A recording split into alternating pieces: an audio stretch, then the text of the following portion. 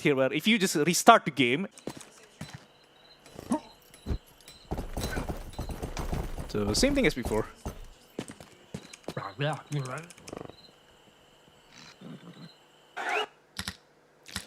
Yeah, so the first couple of fights is still easy because you can still do the cutscene move exploit to kill the opponent quickly.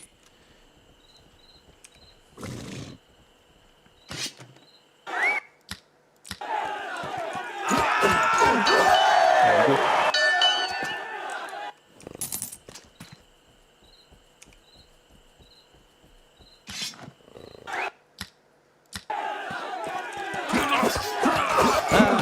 Sometimes the opponent's running. When you do this glitch, sometimes the opponent runs away, but sometimes they fight back, which is kind of annoying because it makes it hard to. Okay, I have to be watch it so my health's gonna go. Oh. I messed up my parry timing there. Okay, that was a bit dumb. Okay, for every death I have, I will like donate $30. So that's my first death. There you go, this time he runs away and like doesn't block my attacks and I could just easily kill him quickly.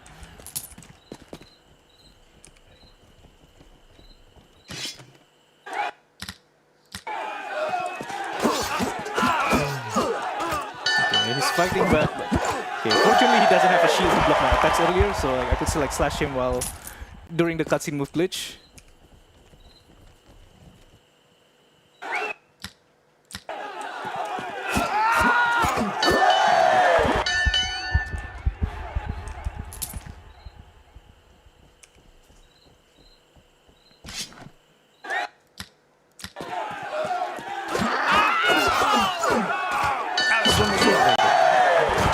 Okay, so this is the next fight is the one where I want to grab a horse to have an out-of-bound glitch.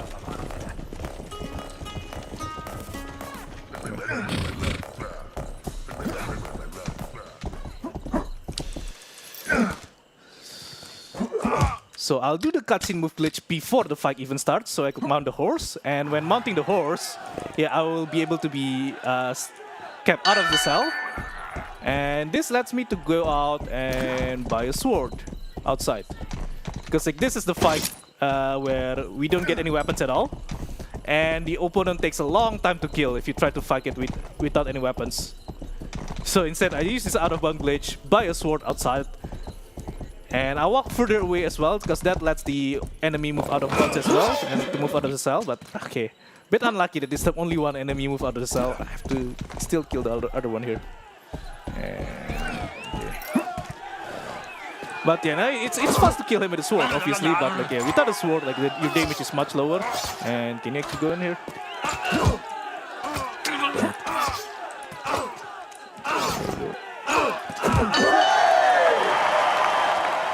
Okay, that's the only fight in this game where it's worth it to do this out-of-bound glitch. Because for the other MMA fight here, you already get a weapon anyway, so getting out of the cell is gonna make things slower. Like there's no benefit to do it. Okay, I'm just gonna recover my stamina first before attacking the enemy.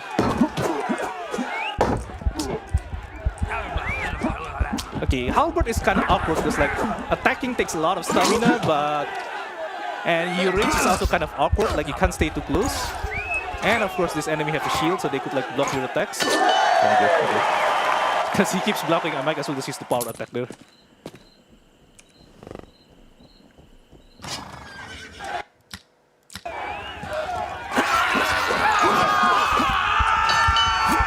Alright, that's actually a good one there. Almost killed both of them with the cutscene glitch. Okay, time for the hardest fight.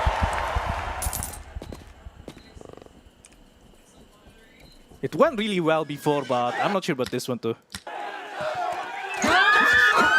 Okay, this time she's fighting back, so I can just like kill her straight away. Okay, now this is the scary part. Oh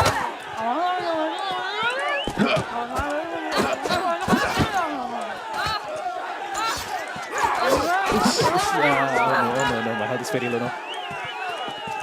Hey, I'm surrounded by multiple enemies as well. Okay, I'm probably gonna be dead too.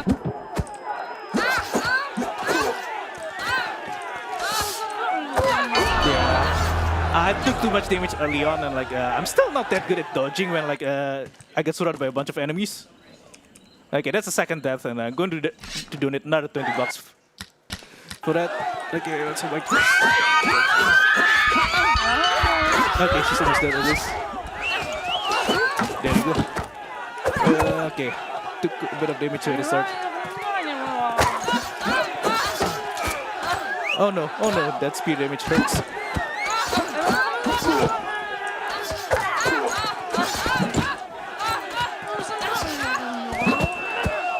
Die. Okay, good. I think this one should be easy. As long as I don't mess up my pairing. Oh no, I'm scared though.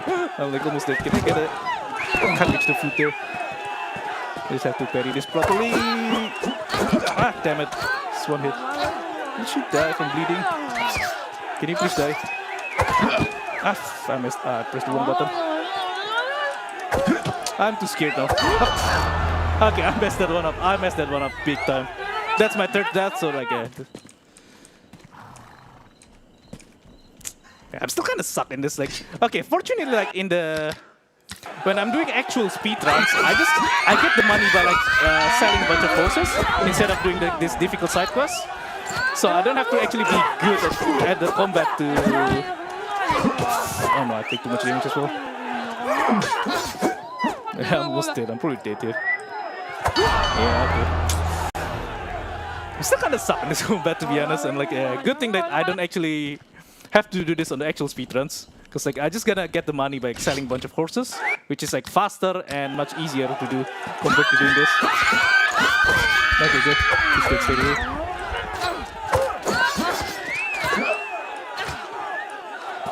Like in the actual story, like the opponents are like much easier than in this like MMA side quest. Like they have like much less health, they don't deal as much damage as well. Well, in this one you have to fight 3 at once.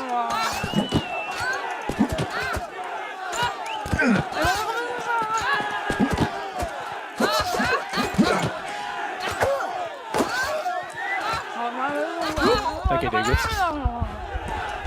Oof. Okay, I messed that one up. Can't mess this one up anymore. Okay, she should be almost dead. Just have to dodge the one last hit. I'm scared. Okay, there you go. That's a bit embarrassing. I died so many times. But yeah, so I got a bunch of money now and I could continue the story. Because like, for the next mission here, I need 5,000 gold. Because like, the story is that, you need to pay 5,000 gold to get a fake noble certificate. And okay, if you got a wanted level, then I can't start a mission, so I have to get a wanted poster to clear it out. But fortunately, like, there's a wanted poster straight away here. Oh, seriously? Okay, that was my mistake. You know what? Let me just hire a guard for fun at the same time.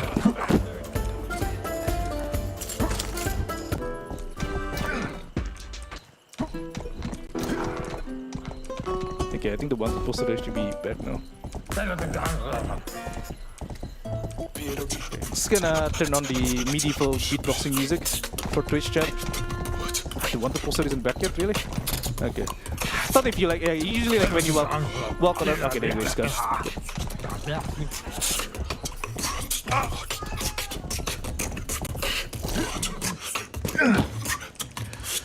Okay, time to continue with the story.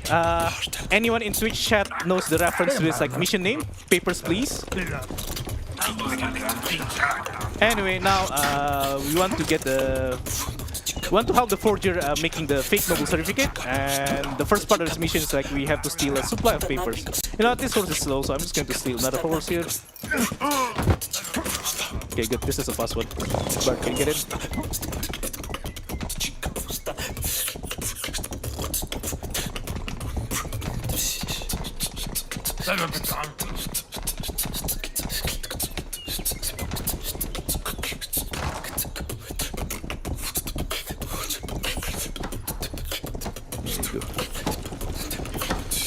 Okay, there's gonna be a bunch of cops chasing us right away, and I have to be a bit careful because like the cops are actually faster than me, and yeah, if they manage to like get close to me, they could attack my car, and if they hit too much, the car will get destroyed, and I will just fail the mission. Should be fine with this one too. And fortunately, in this part of the mission, I don't have to get rid of the wanted level. Once I've delivered this card, then the wanted level will be done.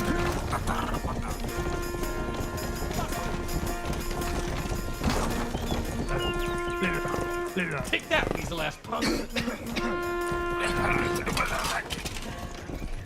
Alright. The next, what the horse? Any horse that I could quickly steal? Yeah, the next part of this mission, like you have to meet a painter so you could like paint your ID picture on your certificate, because that's definitely how the medieval world works. Okay, there you go, that's horse. Although there's a cop here, which is like could be a bit dangerous if you get into it. But there you go. You know, just to be safe, I'll get a wanted poster as well to get rid of this wanted level.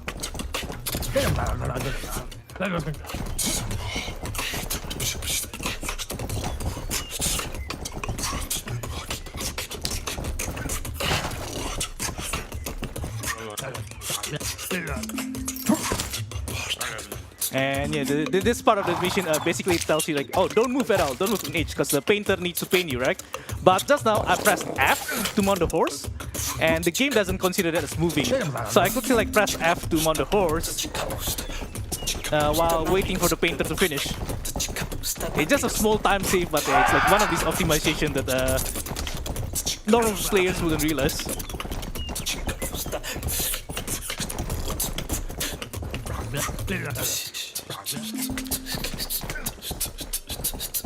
And the third and final part of this mission, we're gonna find someone in a horse costume, because apparently he owns a seal that lets us to forge the noble certificate seal. And yeah, so see that guy is cosplaying the horse mask, because horse cosplaying is very common in 13th century England. Historical fact right there.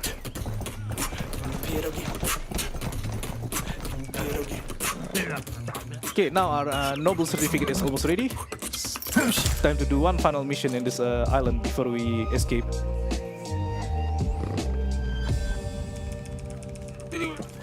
So the noble certificate is still like under construction, but the cops is closing in, and we have to distract the cops while waiting for our noble certificate to finish. So okay, we have to wait 1 minute here, so it's a bit of an auto-scroller. But while waiting, I'll just park my horse here so that like once the timer is over, I'm ready to like escape straight away. Well, in the meantime, yeah, I just have to wait until it's over. And if the host has any like sponsored messages, go ahead.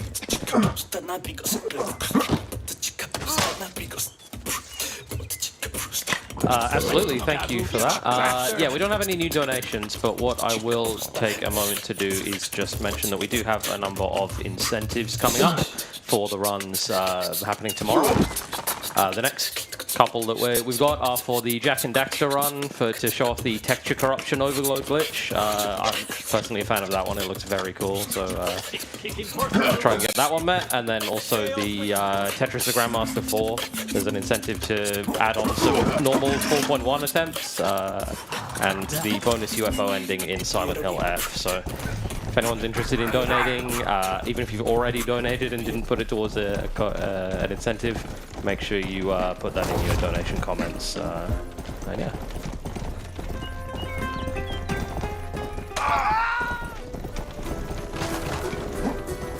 Okay, so we just have to escape the cops now, and time to meet our buddy so that we could try to escape this island.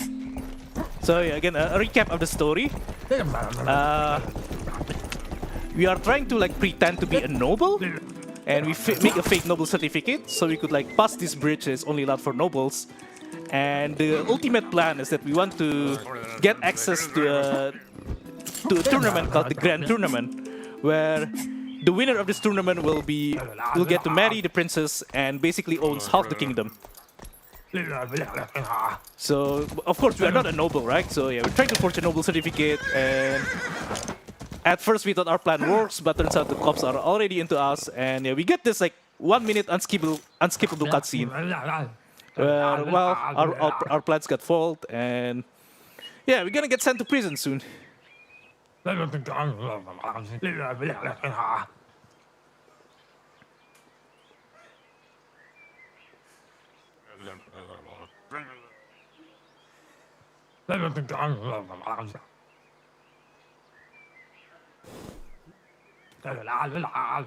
And turns out our boss already knows about our plan.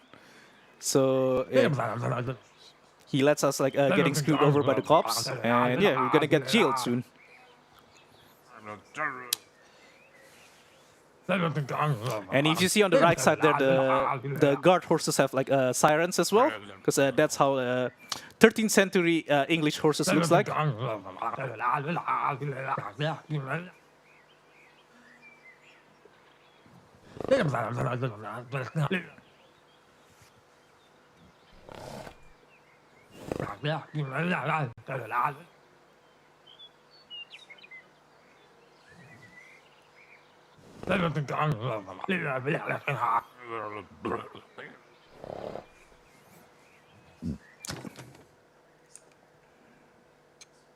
Okay. Once the cutscene starts, I want to do the cutscene move exploit straight away.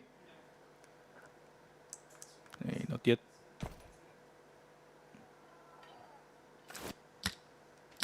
Okay. Yeah, there's a bit of dialogues, but I want we have to mine the rocks after this dialogue, and I'll just use that cutscene move glitch to do that little task in the middle of the cutscenes. It's just a small time save, but it still saves a bit of time. And yeah, we're a prison slave basically now. Like we have to like mine these rocks over and over for all of our lives.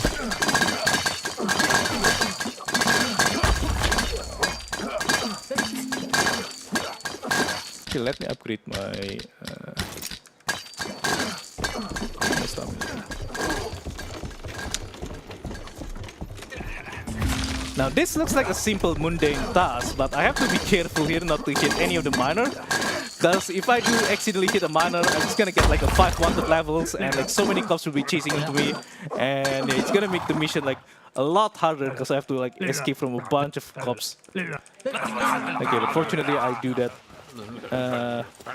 without hitting any of the miners. So coming up soon, there's gonna be a bit of fist fight as well. Instead of going to the next marker there, I'm just gonna take a bit of detour. I'm gonna break these fences and try to get a stick. Because there's gonna be a fight coming up soon, and normally we only are supposed to use our fists for the fights, but having a stick helps it like makes it a lot quicker. So if you're in jail, the first thing you do is like beat the toughest guy and to assert your dominance, right? Turns out this toughest guy is like a very nice guy. He's loved by everyone, and now that we beat him up, everyone else is ganging up on us.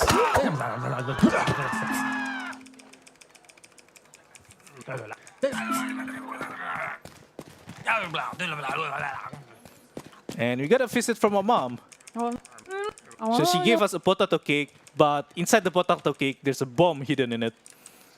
And yeah, so we are going to use that to escape the prison pretty soon. But before that though, okay, I'm just gonna do this cutscene move glitch and move a bunch of distance before the actual cutscene so that I could get to the next marker straight away. There you go. Okay, so we are given a job to like carry this cart outside of the prison to grab a bunch of woods on the forest outside.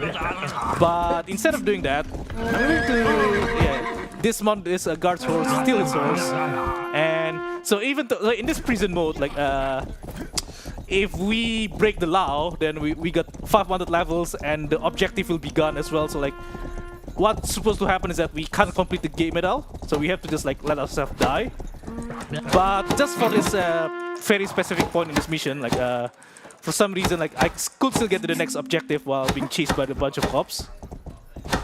So yeah, I just instead of like riding a slow cart and having to follow the guards there, which is like slow, I just steal their horse and go to the next destination straight away.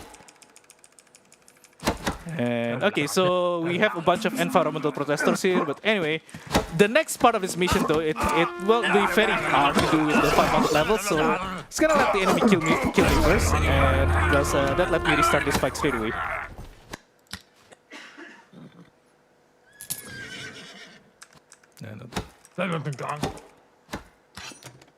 Also gonna do a bit of cutscene move glitch in this fight.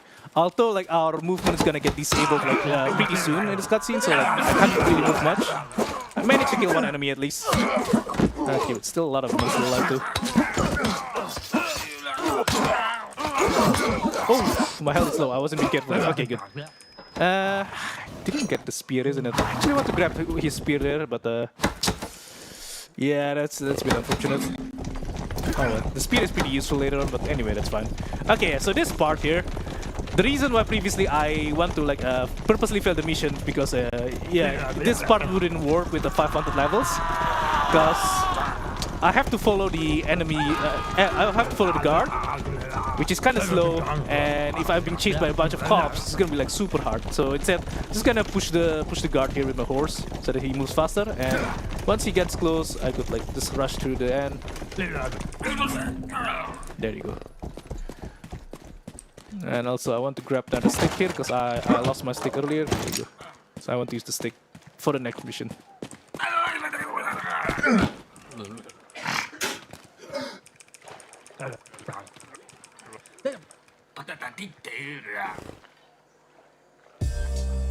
Okay.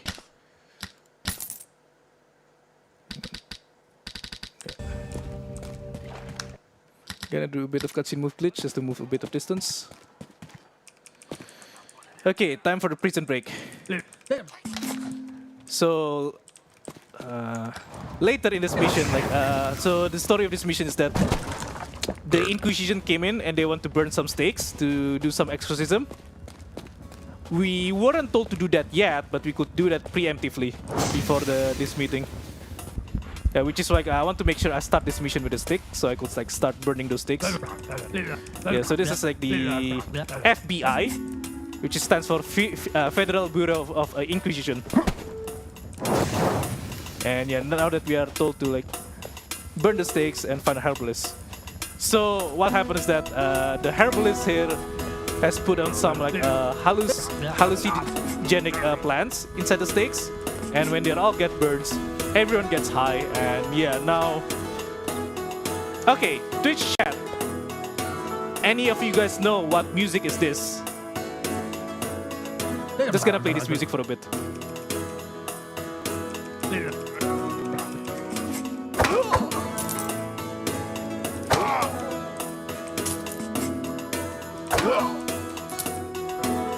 Yeah, so this is I Want to Break Free from Queen. So, okay. First of all, this music won't get DMCA'd, don't worry. There's no copyright issues here. Because it's a remix, not the actual song. And okay, if anyone here is familiar with the genre called Bardcore, so Bardcore is like a music type where you make a remix of a popular music with medieval instruments. And that's what this music's basically of. Yeah. So the OST composer for this game, like yeah, he started as like a Bardcore composer, and yeah, the game devs actually hired him for this game. But like obviously like he's already like very familiar with like medieval music. Anyway, so this mission is kind of an auto-scroller here. Like we have to escort Buddy while he walks to the top. And in the meantime, while waiting for that, it's gonna kill a bunch of prisoners here because for some reason, sometimes they drop a bunch of gold. And we do need a bunch of gold for the next part of this mission. Although at the same time, there's like some enemies that will attack Buddy as well, so I want to kill him. But yeah, while waiting for Buddy to walk up to the top there, I'm just gonna kill some of the enemies and hope I get a bunch of gold. Okay, that should be enough.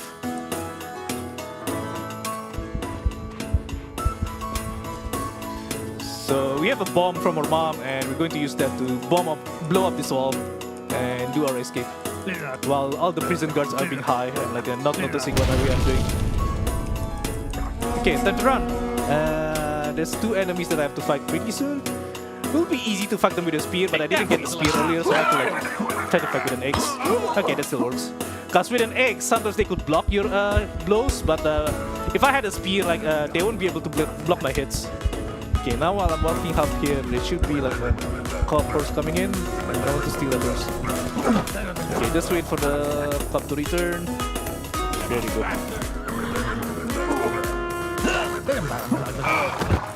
Okay, quick, buddy, go. Right. Alright, this actually went very smooth. Enjoy the I Want to Break Free remix.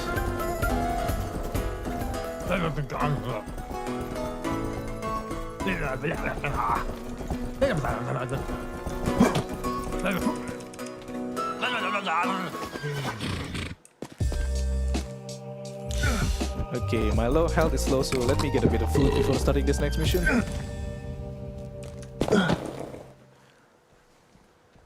Anyone get the reference from this title? Anyone in chat?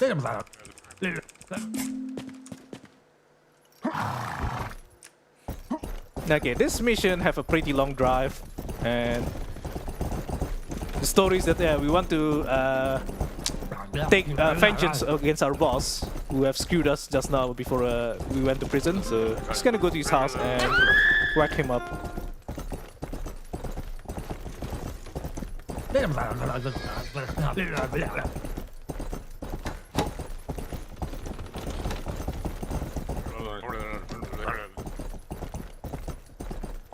Okay, riding through the forest is a bit tricky because like there's a lot of trees that could like block your path, so you have to like pay attention and like swerve around the trees constantly. Okay, time for the actual combat.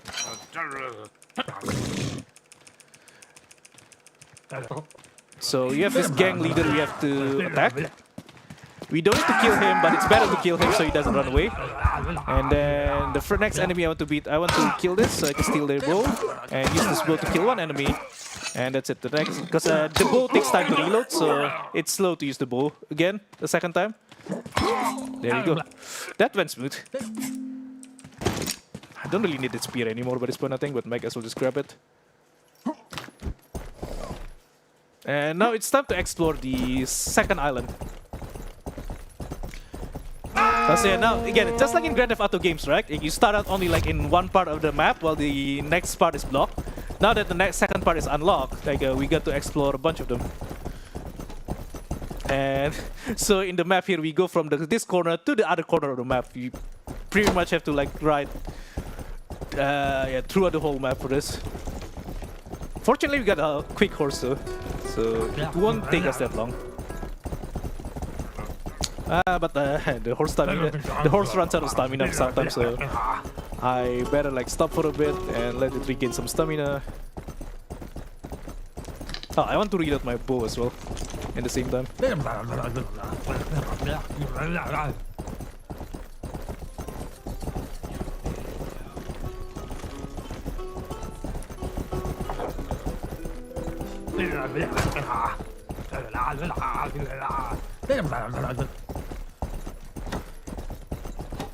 Oh, I actually want this shit. Yeah, so if you see like the horses on the street have a chance of dropping shit.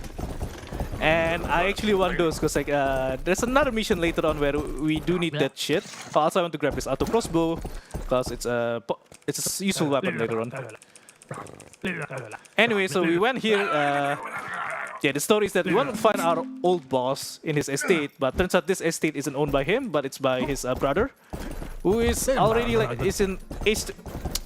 who is already like disassociate himself with the herd. So yeah, we gonna have to do a bunch of questing throughout the rest of this game to be able to fight our old boss.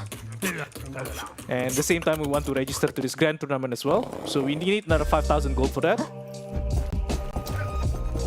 Yeah, so I'm going to do a mission here, and after the mission, I'm going to do another set of like medieval martial arts fights. So that will give you a bunch of money that lets me get the 5,000 gold later on.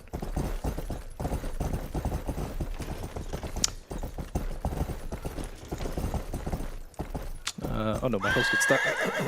Okay. Should be fine. Alright, just gonna do a bit of cutscene menuing here to do some movement. Okay, so the next part of the story, now we going to start looking at some Arthurian legends. So there's a sword that is like stuck on a rock. So it seems like a super strong sword, and of course we want to grab that sword. So again, obvious reference to Excalibur and the Arthurian legends.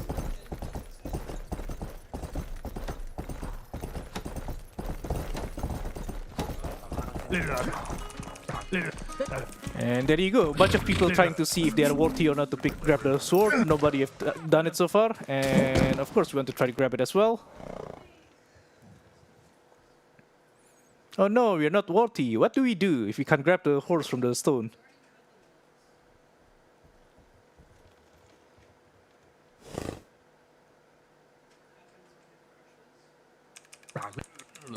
Just gonna mine it with a pickaxe.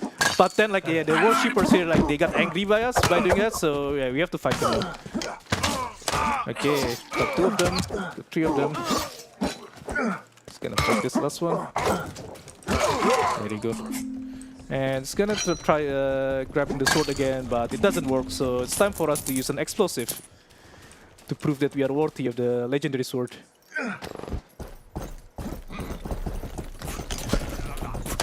Let me reload this bow as well.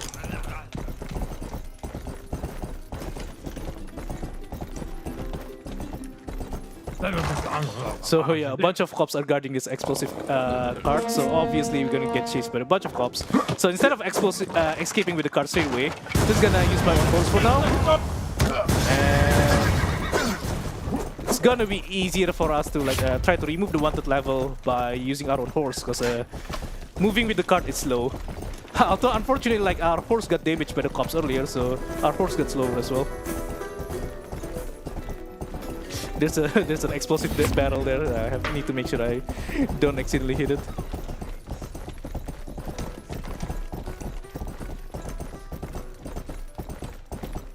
Actually, you know, my health is kind of low. Let me get some food as well to be safe.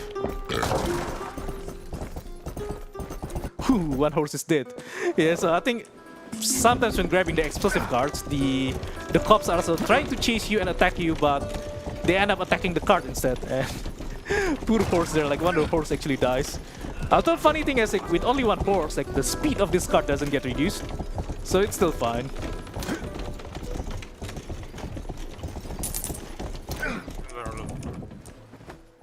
Okay, time to blow the explosive. Oops.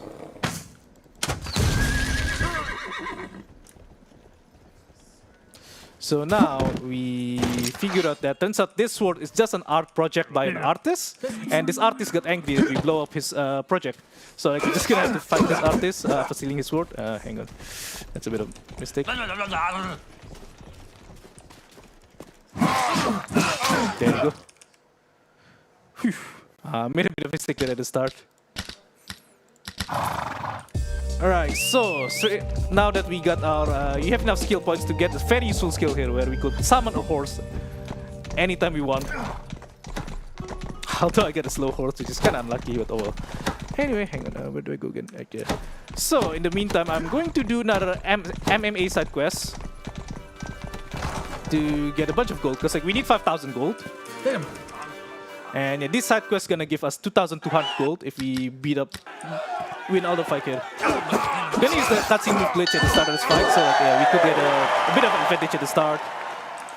But because the cutscene is kind of short at the start, like we don't really get to move for long, so the first fight there we could still like easily kill the enemy. But from now on, like, there's a bunch of enemy here for us to fight, so we might be able to kill like 1 or the 2 enemies there, for example. But like, yeah, we still have to kill the other enemy here, so I still have to be careful.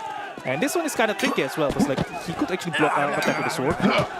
So I have to like wait until until there's an opening.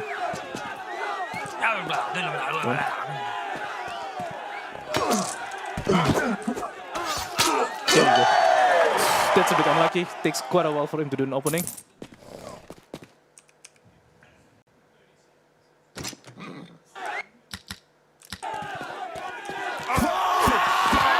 Can I kill him? Ah, damn it, that's a bit unlucky. I kind of missed aim as well. Okay, I have to actually play properly now. I have to actually dodge this spears properly. With spears, like you can't block their attack, but you could dodge around it. And once they done their attacks, they are open for quite a long time. So like, yeah, what you have to do is like dodge around them and then like just attack them once they are attacking.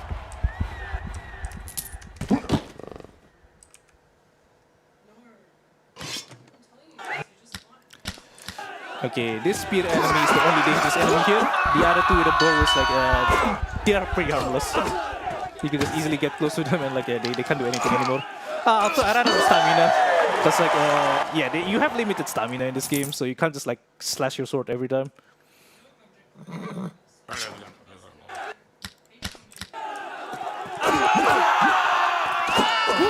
Okay, there you go. There's 4 enemies here, but I killed 2 of them already straight away. They have kind of low health, but the X enemies there, they could deal quite a lot of damage. Okay. Messed up the padding there.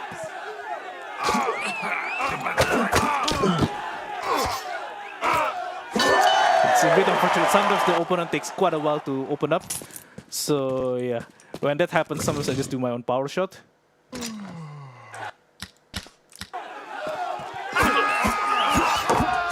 there you go. This one's a bit tricky as well because he has a shield, so I have to wait until he opens up.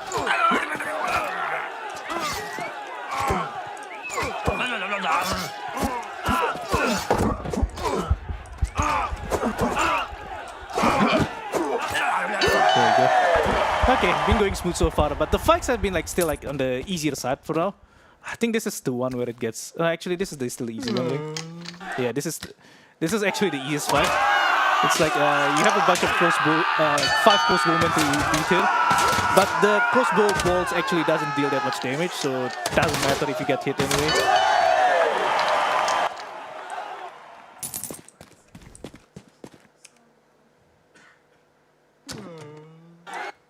Okay, this is where it gets a bit hard. Okay, this I have to kill one enemy there.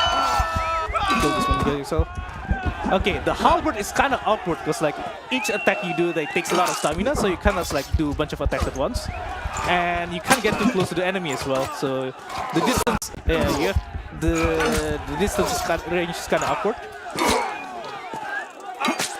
There you go. Oh, that actually went very smooth. Phew.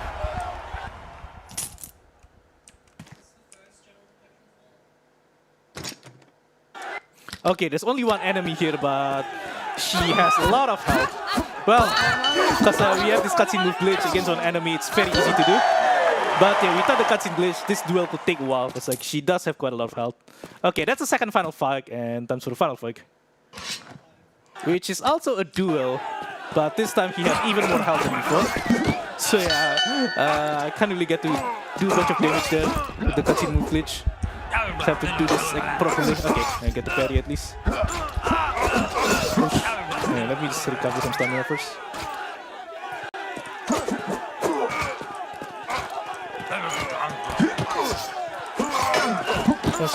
Okay. Oh no. I messed up my parrying a bunch of times. Okay. Oh, I didn't die at all. That's a bit of surprise. And now with the I'm going to reload this autosave straight away. Because funny thing is, when you do a side quest in this game, like the autosave loads you back in this church, like in the first island. So I was here earlier, and I got warped here straight away by loading an autosave, which is very convenient because like the next mission is also in the first island. Let me steal this hole. Okay, I have to get a wanted poster though. Okay. I can't start a mission with a wanted level, so I have to grab a poster and remove the wanted level. But yeah, I get a slow horse earlier, so I want to replace it with a faster horse.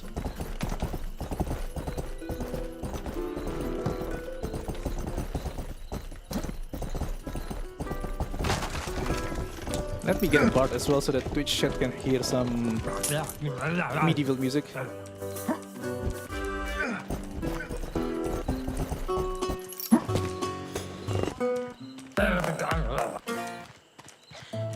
There you go. Okay, gonna do this cutscene move to do some movement optimization. So, story of this mission.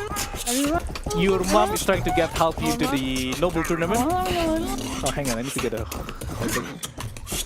So yeah, a bit of revelation where your mom reveals that your father might actually be a noble. Because yeah, they used to have orgies. Apologies for using that word. But yeah, they used to have orgies, and like yeah, you got thrown out of that. And yeah, we want to use this opportunity to like convince others that we are on a noble board and we are supposed to be allowed to join the grand tournament, which is only meant for like noble knights. But yeah, we are supposed to bring our mom with ourselves here, but like for some reason in this mission, the game allows us to just like leave our mom behind. Just like I don't even bother waiting for her. Also, in the meantime, I'm going to find a noble NPC while walking the street, because like they drop a lot of money, and I still need a bit of money, because I need 5,000 gold, and okay, that's close. Yeah, normally in this mission I set it up so that I'm at almost 5,000, and then while walking through the city, I'm just going to see if there's a noble NPC I could quickly kill, because like they drop a lot of money. Anyway, so this is our dad. And to gain his trust, he told us to do a job as well. Basically, he wants us to threaten another noble. And this is the part of the mission where you need shit. Yes, so shit is an actual weapon in this game. And if you don't have shit yet, the game will tell you to get some shit off the streets, which is you could get it by like hoping that one of them will randomly spawn from the horse on the streets. And I think fortunately, like about 2 missions ago, like I actually got it on the middle of the street. So there's some RNG there. Like if you got really unlucky, then you don't get a shit at all by this point, and you have to like walk around the streets, hope to find one before you could do this part. So yeah, here we go. Where you have to throw shit to this noble, and you got a bunch of cops chasing you. So I'm not going to go to my horse as well. I'm just going to steal a different horse, cause on the objective after this one, the game will tell us to like, oh, steal this noble's horse. And what I'm doing here, I am preemptively doing that before the game told me to do it, so that I don't have to return to his house. But in the meantime, yeah, I have to get to the wanted level, so I'm going to go to the pay and spray. Oh, by pay and spray, I mean pimp, of course. So yeah, this is the equivalent of the pay and spray on Grand Theft Auto games, where you could like repaint your horse and the cops will lose track of you by doing that.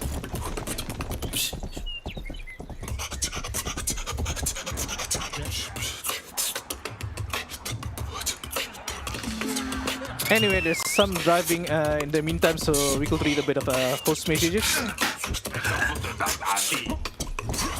Sure thing, thank you very much. I'll take this opportunity to plug a couple of the prizes that we have up for this event. So these, you get put in the running for these automatically by making a donation of the required size at any point over the marathon. For those specifically in Australia, we've got some urban climb passes to give away for a $10 minimum donation. There's 5 of those, and they're vouchers for entry to any urban climb across Australia, including gear hire, so if you're interested in climbing. And then for everyone, we've got 5 Untitled Goose Game codes and a couple more Steam bundles, which require a $20 minimum donation.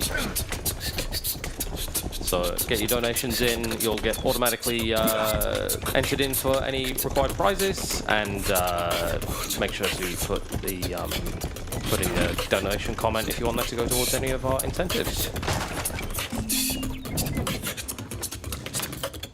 Okay, back to the mission. We have to burn a couple of houses in the villages, and straight away after this one, we're going to have to fight a bunch of enemies. So I don't want to run to go to the last house, because I want to save my stamina. Because straight after this one, yeah, I have to fight a bunch of enemies. The halberd is a really powerful weapon because it just a one-hit kills them. Could even kill 2 if like there's multiple nearby, but it also takes a lot of stamina to use, which is like I want to save my stamina before starting this fight. That one enemy is too close, so I can't kill it straight away. But I'll just use my bow now. Very good, it should be enough. Just gonna get back to my horse.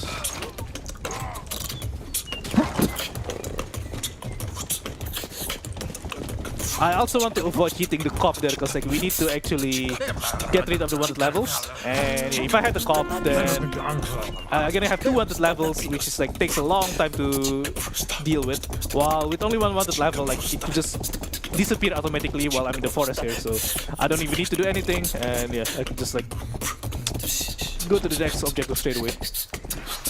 I do still need a bit of money to get 5,000 gold, so I want to find a noble NPC to kill. There you go. Yeah, you could easily like hunt down a bit of noble NPCs here to get a bit of extra gold. Still need a bit more though. That one unfortunately doesn't give me a lot of gold. No, there you go. That's the last one I think. Alright, I have 5,000 for the next mission.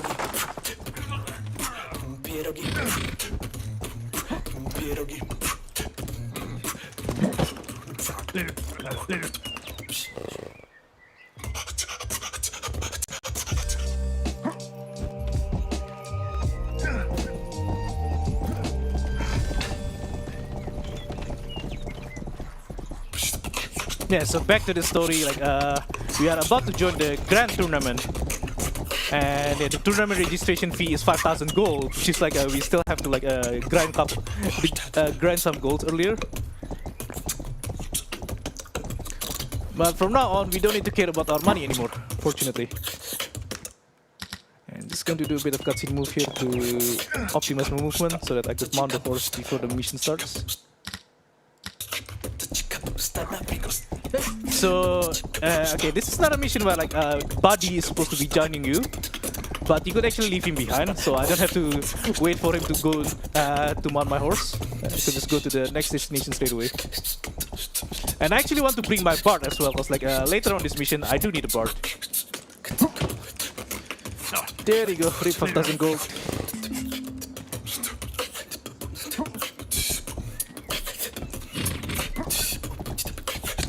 So we're in the tournament, but as usual, we want to try to do some underhanded tactics to make the competition easier. So we're going to meet a herbalist and get some spike boost from him, yeah, so that we could like get some knights drunk before their actual fights. Oh, actually, I went to the wrong place. Oops.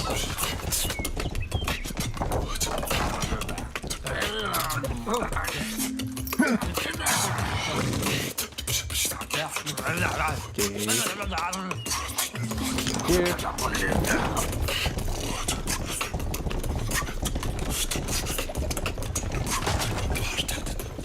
A bit of a slow drive here because like we have to ride with the cart, which is slow, unfortunately. That's just how it is in this game.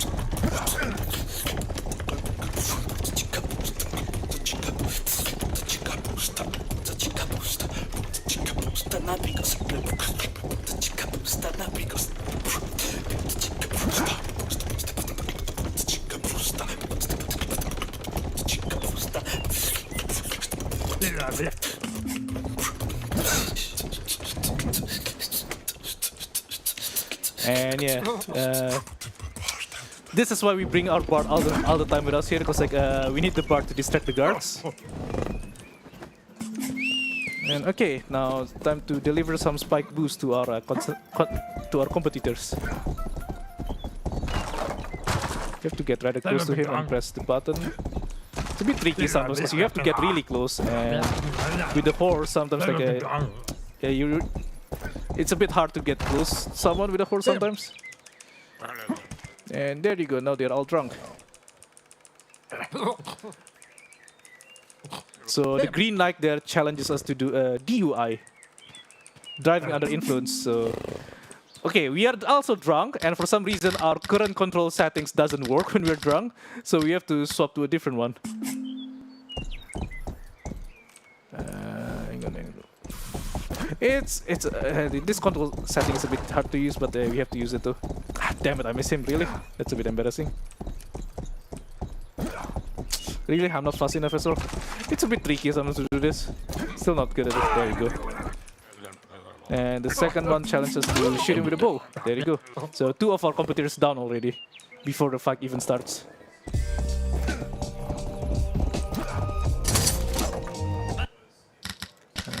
Oops. I could change back the control settings to the normal one. There you go.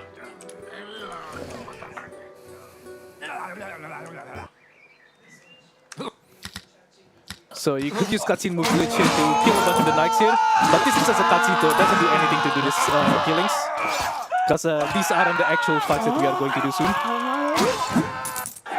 For the actual fight though, you could still use this cutscene move glitch to kill them all in this dialogue. There you go. They have quite a lot of health though, so I need to make sure I didn't mash the dialogues too fast before killing him. And because our stamina is also limited as well, so like once we run out of stamina, like we can't just like do a bunch of swings at once. Okay, third fight. This is supposed to be like a very hard tournament fight. Well, actually, like even if you try to do casual, it's definitely not as hard as the MMA that I was doing it earlier. Oh, I actually do a mistake. I finished the cutscenes too early, so he got to move, and I actually had to like fight him properly there for like 2 seconds.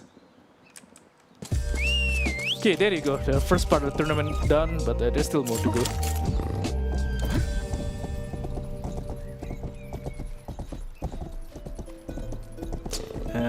This horse is slow, so yeah, you know what, I don't need to fight.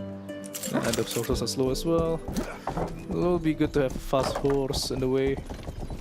There you go.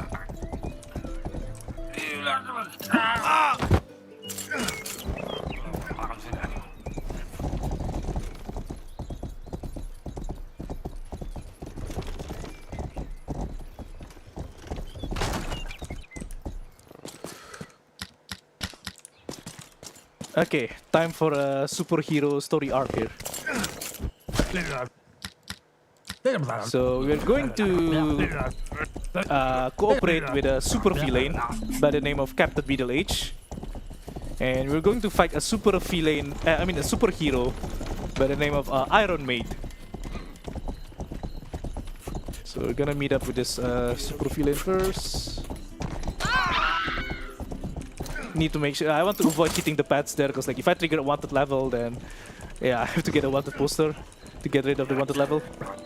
Okay, yeah. So now it's the opposite. Now we want to find wanted level and get wanted level 3. So I'm not going to kill a bunch of cops straight away. I'm just going to go to the destination of my next objective first before I start to kill a bunch of cops. Would be good if like if there's a cop chasing us though, because so that we could kill a cop straight away.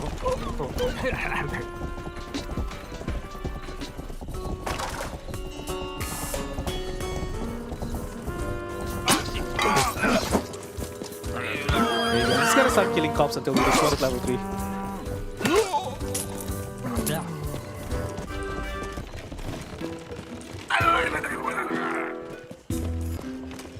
There's the cops. Yeah, there's some RNG in here, so I have to wait for the cops to come up. There we go.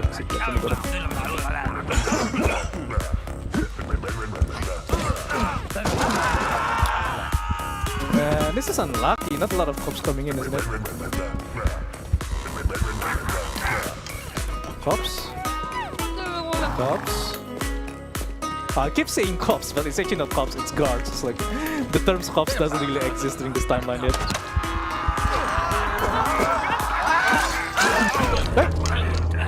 Whoops, I'm not exactly sure what happened there. I think I accidentally get hit by Captain Middle Age there. Oh wow, this is quite a time loss. Oh.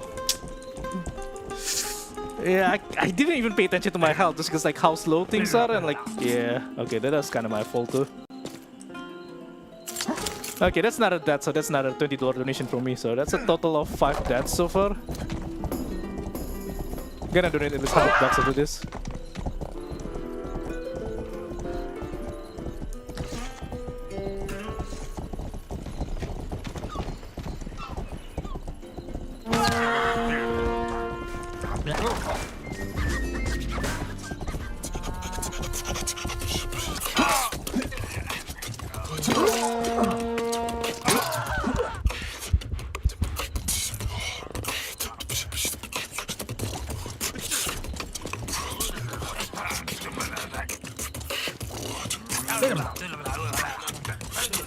Cops.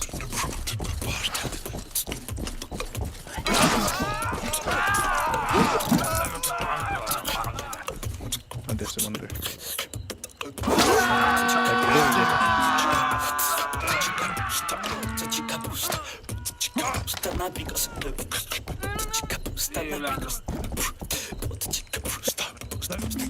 Alright, now it's time to call the...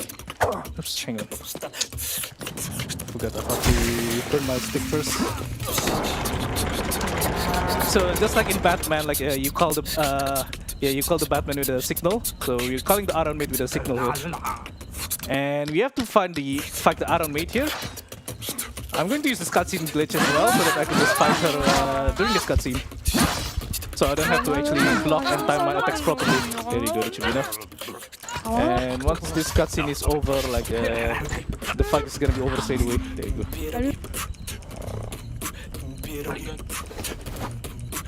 go. Okay, time to run away. Can you get here?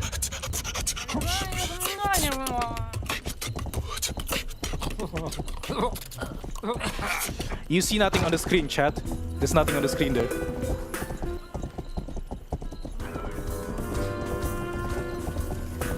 And the fastest way to get rid of this 4 wanted level is to just go to pay and spray outside of the town. And by pay and spray, I'm gonna pay my horse. This is the equivalent of the pay and spray in the Grand Theft Auto games. Where you could just pin your horse and the cops will lose track of you.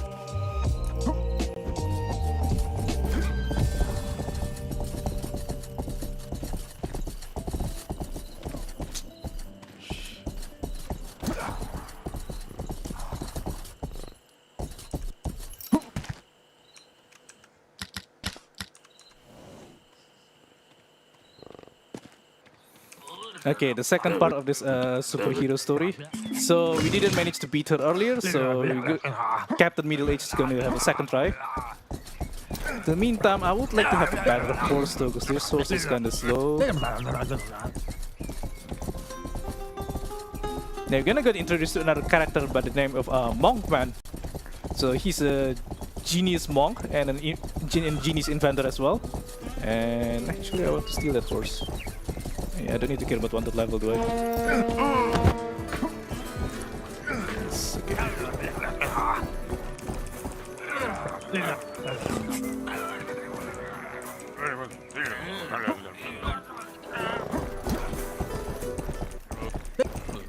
And we're gonna have like a Monty Python reference coming up soon, where we get introduced to a weapon by the name of Holy Hand Grenade.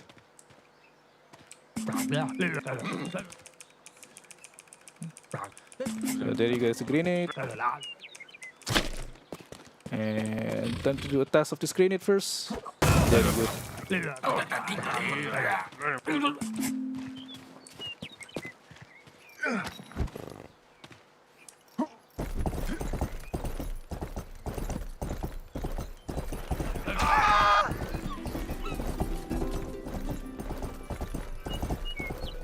We've had a $5 donation just come in from Nico Star. It says, "Good luck, SRD. Nothing like a bit of crime to round out the evening. Please put this, towards the texture corruption overload incentive." Thank you so much, Nico Star. Thank you, Nico sir.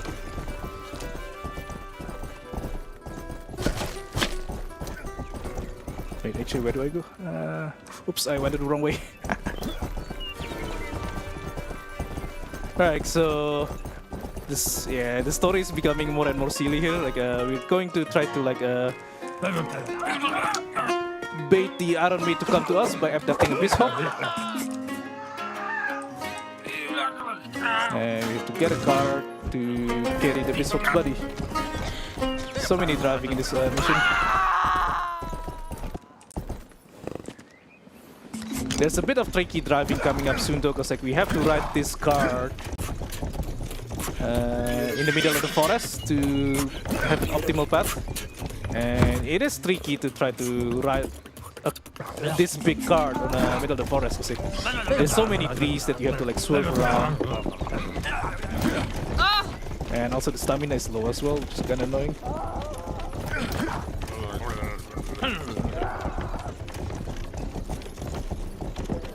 Yeah, so riding through this forest is again, it's tricky. There's so many like these little trees that could like obstruct you, and especially with how big the cart is.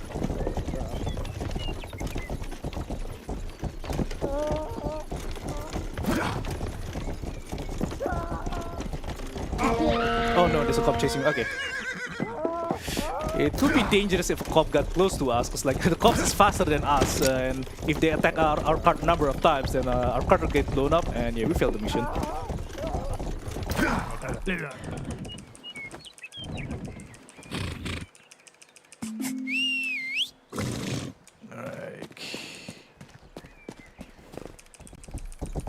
the cop doesn't matter anymore here, so we're just gonna wait until Iron Maid pops up.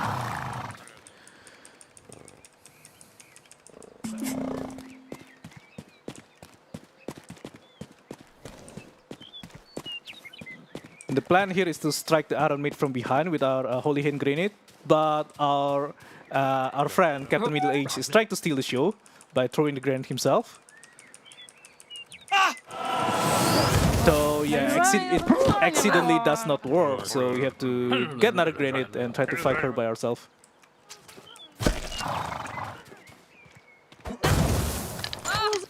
Oh no, spoilers! The Iron Maid is the princess.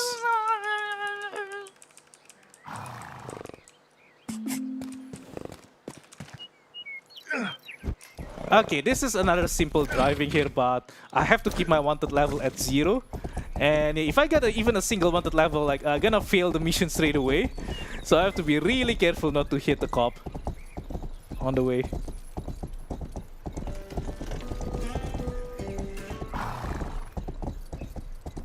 But it's just a simple driving too. Simple and chill driving. Oh, actually, I'll get the boat again.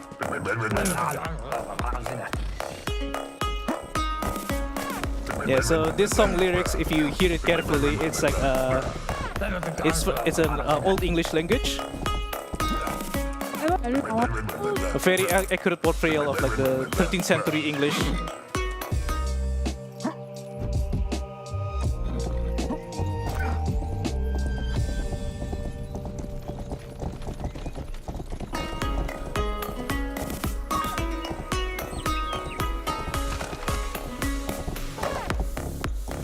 Okay. Oops. Okay, so this is the mission where we are introduced to the jousting minigame. So part of this tournament is that there's jousting contest, but our character never done any jousting before. So we're trying to like find a sensei to teach us how to joust. And in the meantime, enjoy some medieval beatboxing here.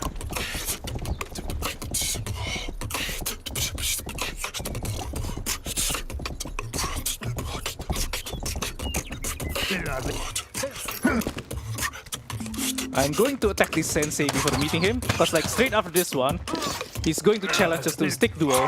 But because we already damaged him before, like the duel is done straight away. Okay, now the next part of the sensei challenge here. So look at these target dummies, remember where they are, because now we're gonna get blindfolded. And we have to try to shoot the dummies while being blindfolded here.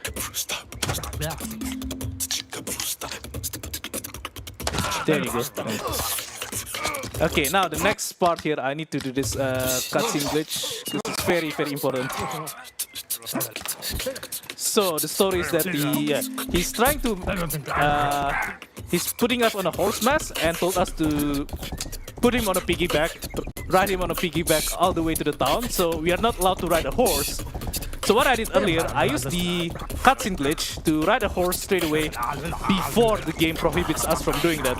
Because otherwise we have to walk all the way to the town without a horse, which is obviously very slow.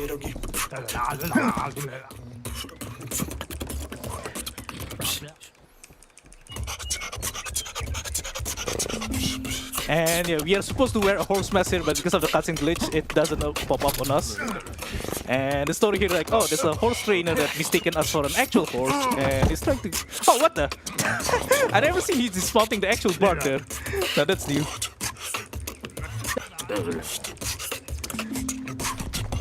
Oh, goodbye, Bard. Actually, hang on, I could still get the Bard here, right? Get here, Bard. Ah, whatever. Bard? Nah. Okay. Thinks it bugs out and okay, he's gone. I want to buy this auto crossbow because I want to get rid of my crossbow ammo. Because like coming up soon we'll see like the jousting minigame, and it's very broken.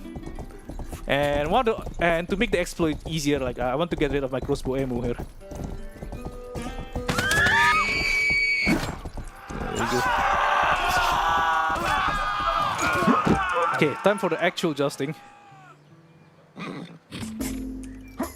Now, the jousting, normally, of course, you have to stay in your lane, right? By moving straight forward here. But the game doesn't actually stop us from like going to his lane. And it's easier to hit him from this lane as well, because like you could just aim straight. You don't have to like aim at an angle. Now, you have to do 2 rounds of jousting in this one. And on the second round, if you try to do it with that same exploit just now, there's a chance that the mission might soft lock for some reason. So for this one, I'm going to do it the intended way. Hit him at the right angle on our lane. But straight after this one though, we're going to do the jousting a couple of times again. And now this is time where we're gonna see how broken this whole jousting minigame is. Oh, also like I could use the cutscene glitch here to kill a bunch of the knights here, but this doesn't do anything though. So this is just a cutscene prompts, like they're not the actual enemies that you have to fight.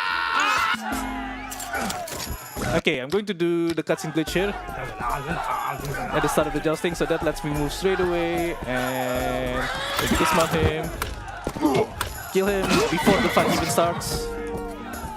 There you go, where's my... There you go. So, normally with this jousting, you have to do 3 rounds. But yeah, what I do is I just use the cutscene glitch, move during the cutscenes, and kill the enemy before the jousting even starts. So, I could like just do a single round of this. Obviously, it's much faster compared to doing the jousting normally. So, just gonna do this again. And you have a rather short time window to do this though, so I have to like move quickly straight away after I dismount my horse, and if I made a mistake in my movement, that could screw the whole thing up, and I might end up soft locking the game as well. Okay, the third opponent here, and I'm just going to do the same thing again.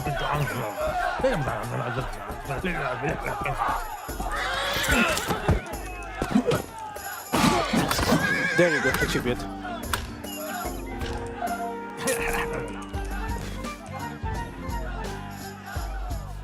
Nah, it's a super broken minigame here. Okay. What time are we going? Okay, time for the second last mission.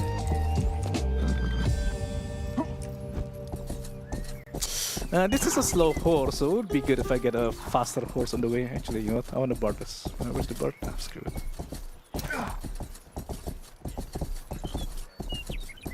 Would be good if I get a fast horse.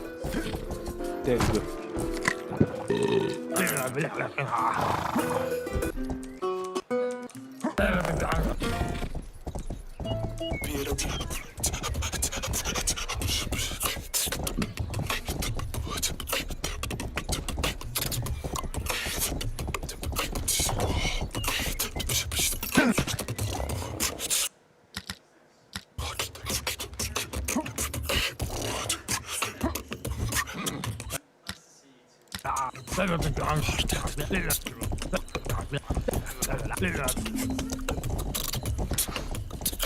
Okay, this is gonna be a pretty long mission.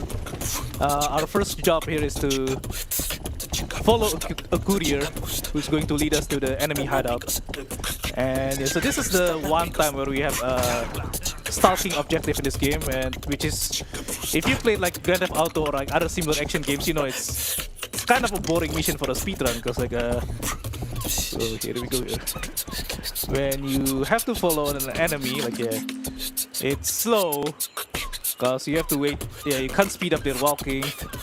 You have to just follow them slowly here. I'm going to follow them from the front so that like once we get to the objective, like I could just get to the final objective position quicker. But yeah, I just have to make sure I don't be too close to him, and yeah, otherwise it's a bit slow. If the hosts have any messages, this is the time to read it.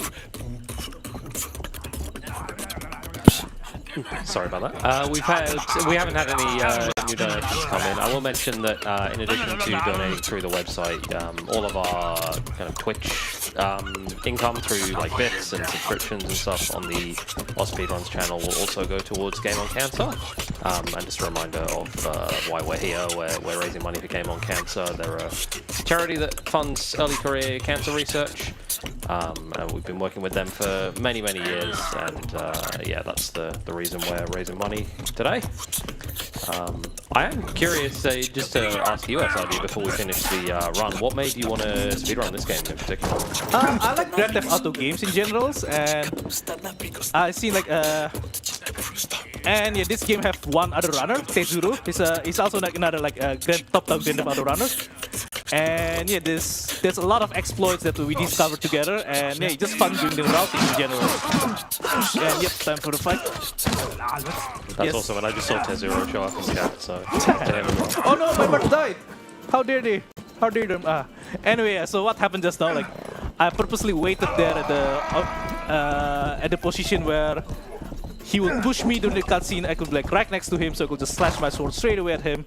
And yeah, once he's away a bit, I'll just shoot a couple of more ammo in the bows, and yeah, the fight is over. That was actually a very, very smooth fight. Like, I don't even have any time to actually explain what's going on there.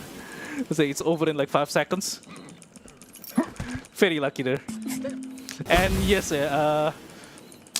I knew this game because like at first I saw Tezuro playing it, and then he was routing it, and yeah, Tezuro is like also like he speedruns GTA 2 and a couple of other like top-down GTA style games, which is also like my kind of games as well. So yeah, I saw him playing this game, it's fun, and I played it, I found exploits, he found more exploits, and then I do some routing, and yeah, in general, I always enjoy like open world games like this, because like there's so many options in the way you route and strategize the missions here. And even like there's a bunch of like missions that look simple, but you have like small tricks that you could do. And a bit of spoilers here in this cutscene, so I'll just not commentate it. Oh, press F to pay respects.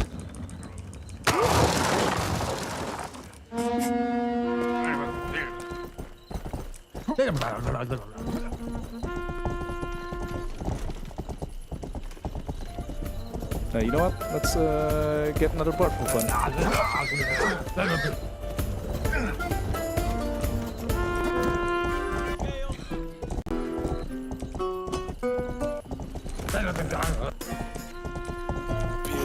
Okay, now let the Twitch chat enjoy some medieval beatboxing.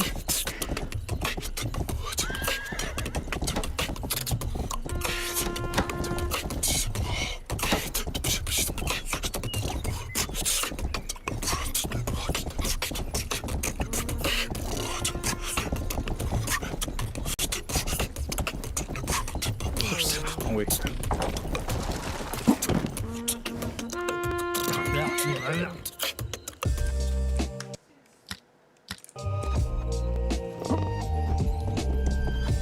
Okay, final mission. So the starting cutscene in this one is kind of long, so it's very useful to do the cutscene move glitch here at the start of the cutscene, because yeah, it's outside of the text, the dialogues that you could match. Like there's some animation that you have to go through. Oh, I lost my board. Oh well, take my music.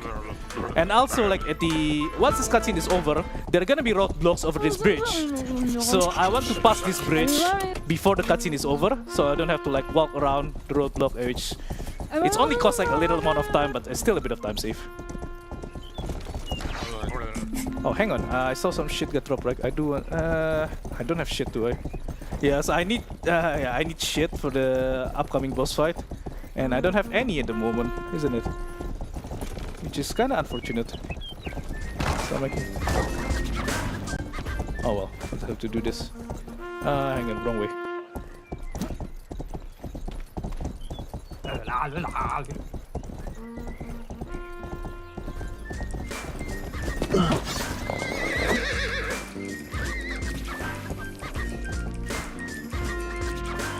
Okay, time for the final boss fight. There's 2 parts in this final boss fight. The first part is a jousting contest. And the second part is the actual duel.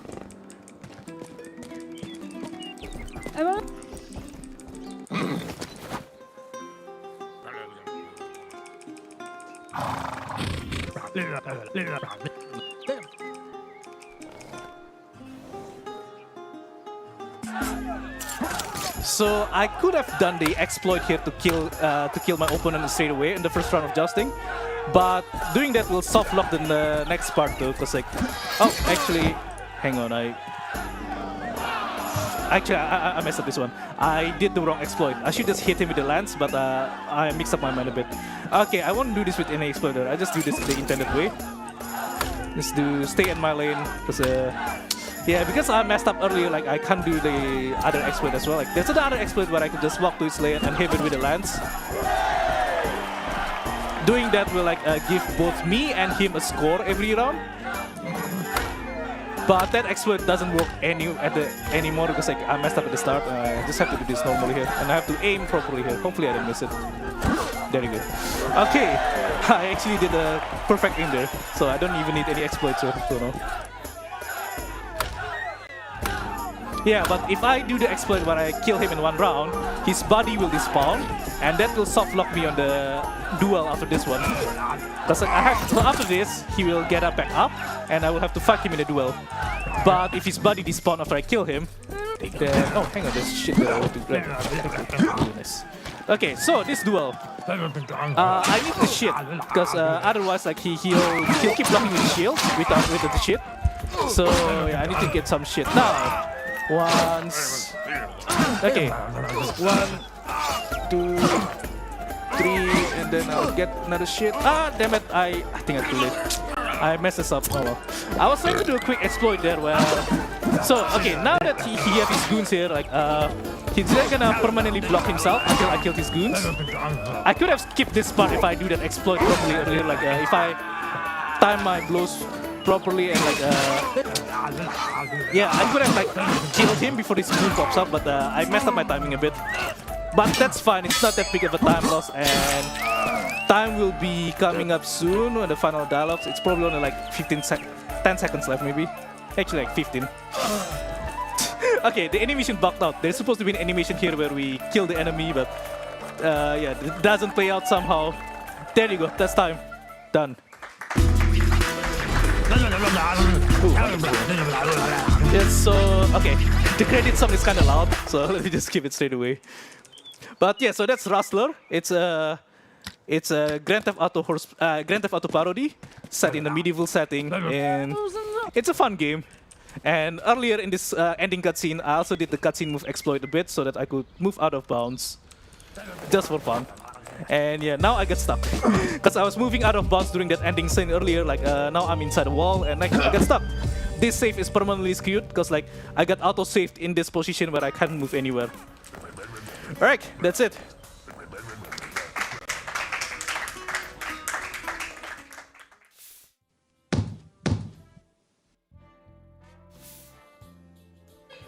Fantastic job. Thank you so much, SRD, for that. We do have a couple donations that came in right at the end there. We got $10 from Kyoku of You. Said learned a lot about 13th century history in this speedrun. Thanks, SRD. I think we all did. I feel the same way. As well as $20 from Not Necessary 420. Puts it to the Tony Hawk's Underground character select for Big Pimpin' Eddie V. Thank you so much. We'll be back very shortly with our next run, which is going to be Eastern Exorcist with GL Phoenix. So don't go anywhere.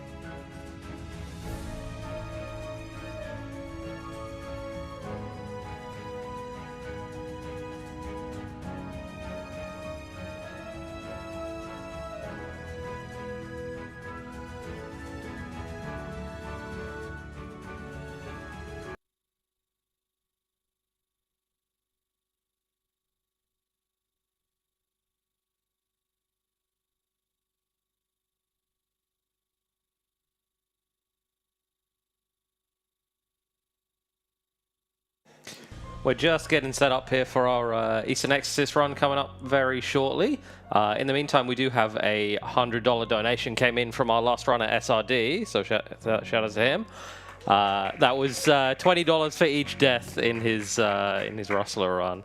And he said to put that towards the next incentive, which is the Texture Corruption showcase for Jack and Daxter tomorrow morning. So definitely want to see that. That's a very cool looking glitch. Don't go anywhere, and we'll be back with you very shortly.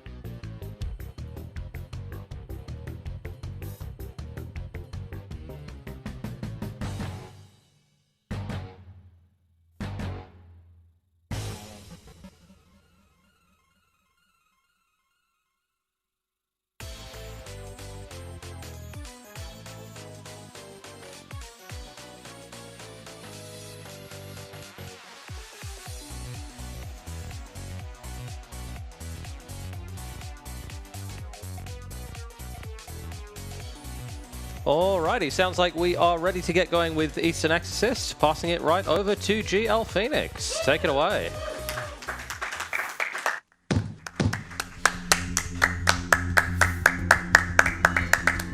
Hello everyone, thank you so much. I'm GL Phoenix.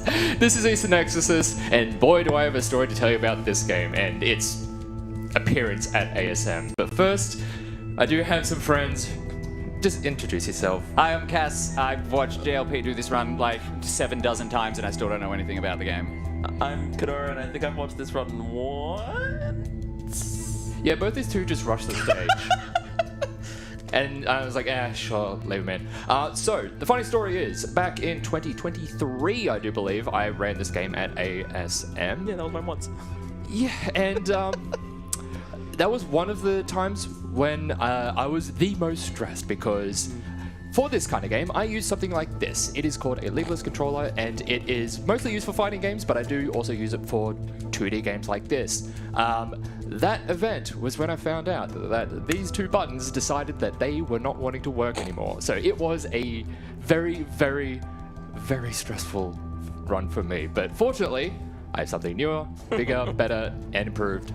So I'm not going to need that. And also, the difference between that run and this run is that there's been some changes to the run, so it's going to be a little bit better, a little bit cleaner, better routed. But also, with this game, there are the two stories where you see these two characters on the screen.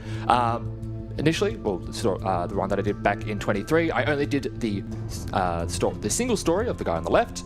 But this time today, we're going to be doing both the stories back to back, quick fire like that. So we are just going to get into it now. We are going to be starting on the casual difficulty because I'll get into that a little bit later. And we will be starting in 3, 2, 1, and go. Let's go, JLP. Raise your hand if your speedrun category makes you always play on the lowest difficulty. All right, so Eastern Exorcist is just a 2D action game, and one of the fun premises of, or fun little gimmicks when it comes to the combat is this dispel mechanic. And the reason for that, or the reason that is going to be important is because every time you try and defeat an enemy, once you bring their health down to nothing, it is going to put them into this state where they are down but not fully defeated. Uh-oh. Oh, we've got another one who's rushed the stage. Well, let's go.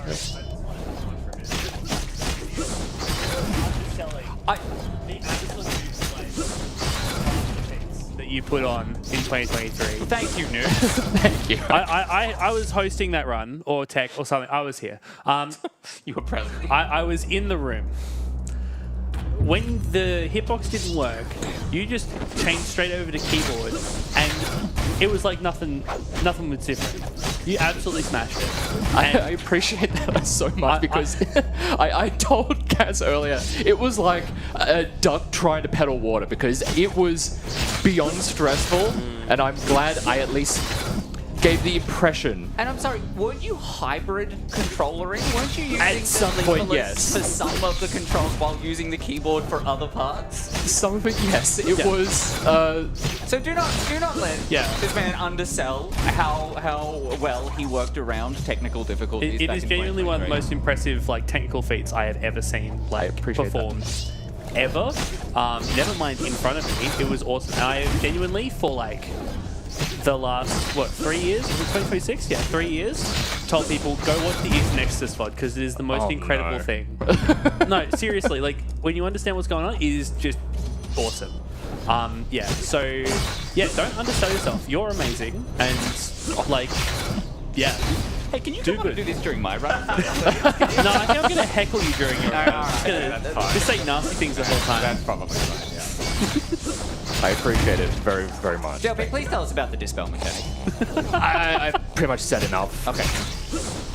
One of the things I will talk about is the animation cancelling that we do have in this game, because there's a lot of animations in this game that kind of lock you in place for a little bit. Like if you are going to dispel something, you'll stand there as you put your hand out, but you can, the actual dispel action completes as soon as you press the button. But if you jump immediately or if you dash immediately, you can get the effect of the dispel, but immediately be in an actionable state. So, If I may, I will start out by talking about the two main animation cancels that you can do with Lou because of how important they are and how frequent they will be used. Dispel cancels. By pressing dodge, doesn't matter which direction, very quickly after you press the dispel button, it will allow you to get rid of the enemies without having to deal with the full dispel animation that locks you into place. Please, carry on. thank you, Kenora. I'm sure the person who wrote that is very, very intelligent. Yeah. Looking at the number of spelling mistakes in this document, mate, I'm going to put it out there. Because not only is JLP an absolute mastermind when it comes to managing technical difficulties, he's also the only person in the world that writes 9-page speedrun documents for a game that no one else besides him speedruns, so... Yeah, I've done that for 2 games at this point. Hey, wait, was that a resheath cancel I just saw? Yes, that was a reshoot cancel. Tell us about resheath cancels, Nora? Right, not resheath enemies. Luke will have an animation of putting away his sword, locking himself in place for about a second. This animation can be cancelled early by jumping, from which you can use and actions to move on much quicker. Yeah. This one does require a little bit more timing though, as if it's done in the first few frames of the animation, Lou will still be holding the sword out, and upon landing, will go back to the animation of putting the sword away. So glad I told you all about that guide that I put out like On January 27th, 2025. apparently I put it out there. We checked the publisher. Yeah.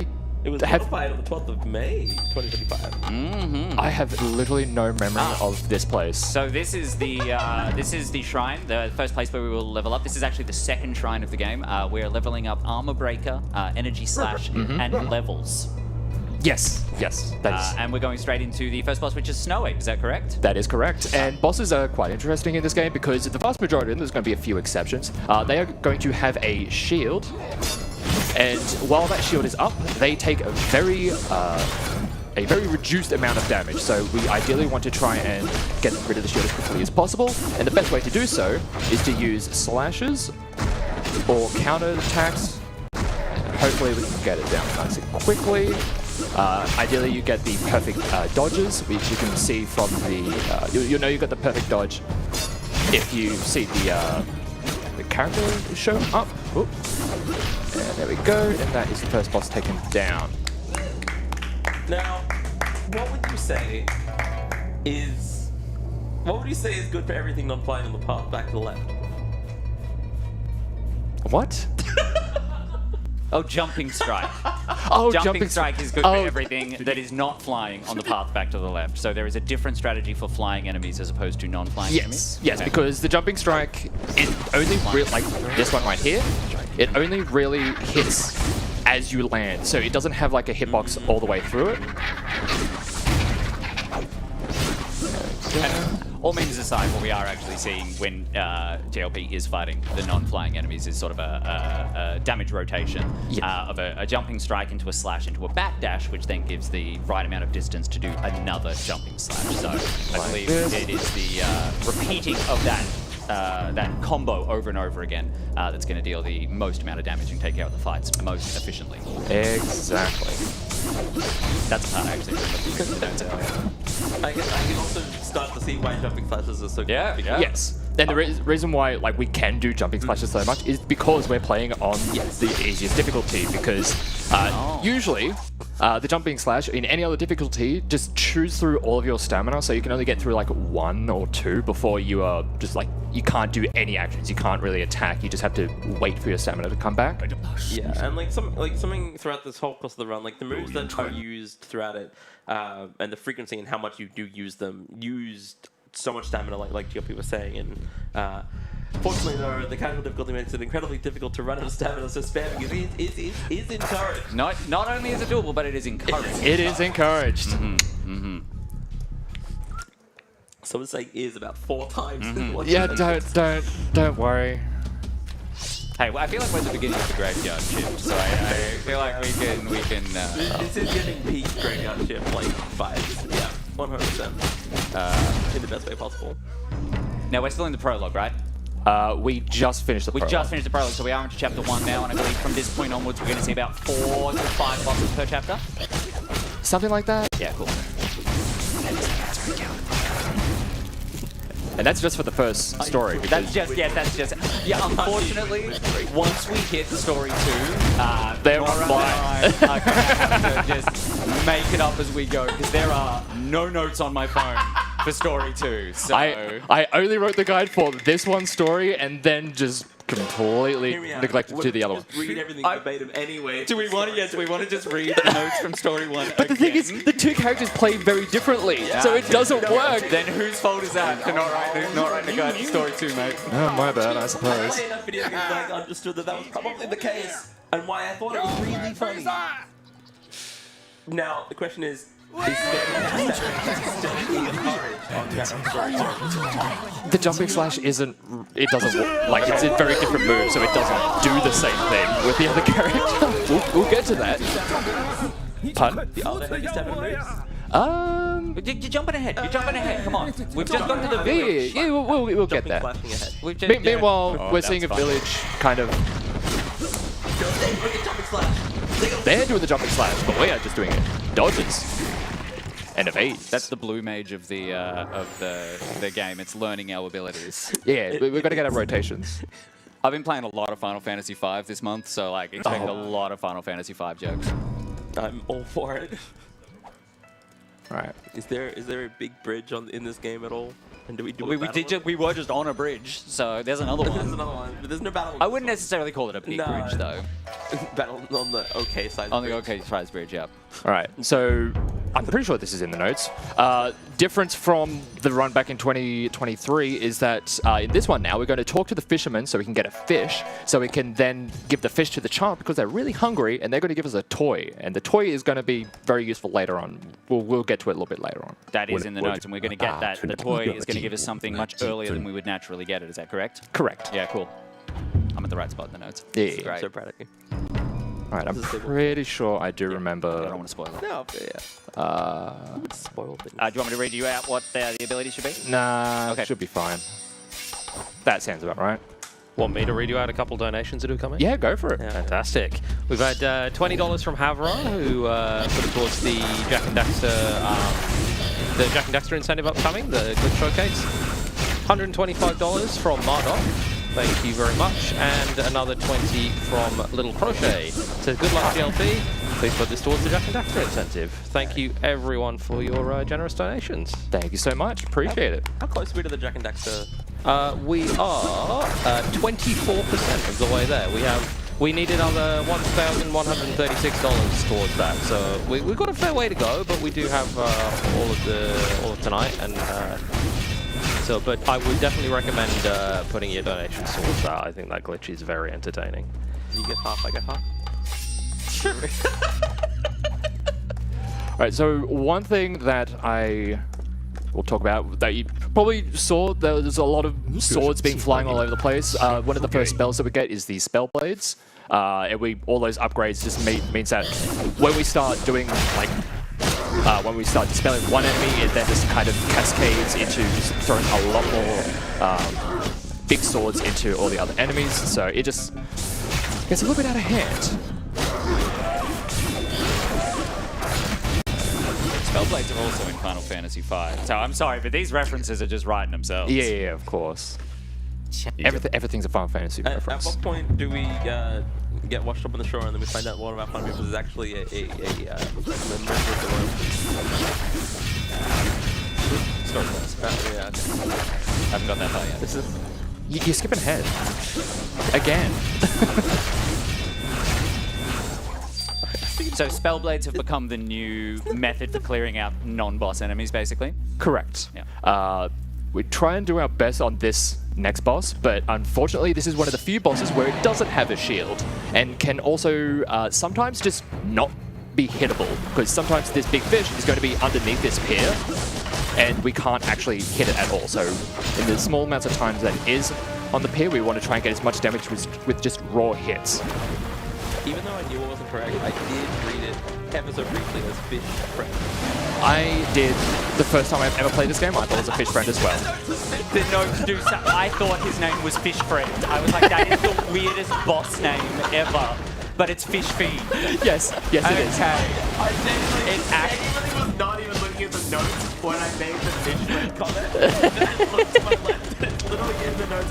It's in the notes as Fish Friend. So that's, yeah. I'm pretty sure it was my splits for a while, but then I have a like a channel point reward to rename splits. Oh, it got renamed to Hop 2, didn't it? No, this was not one of the Hop 2s. This was Dondozo.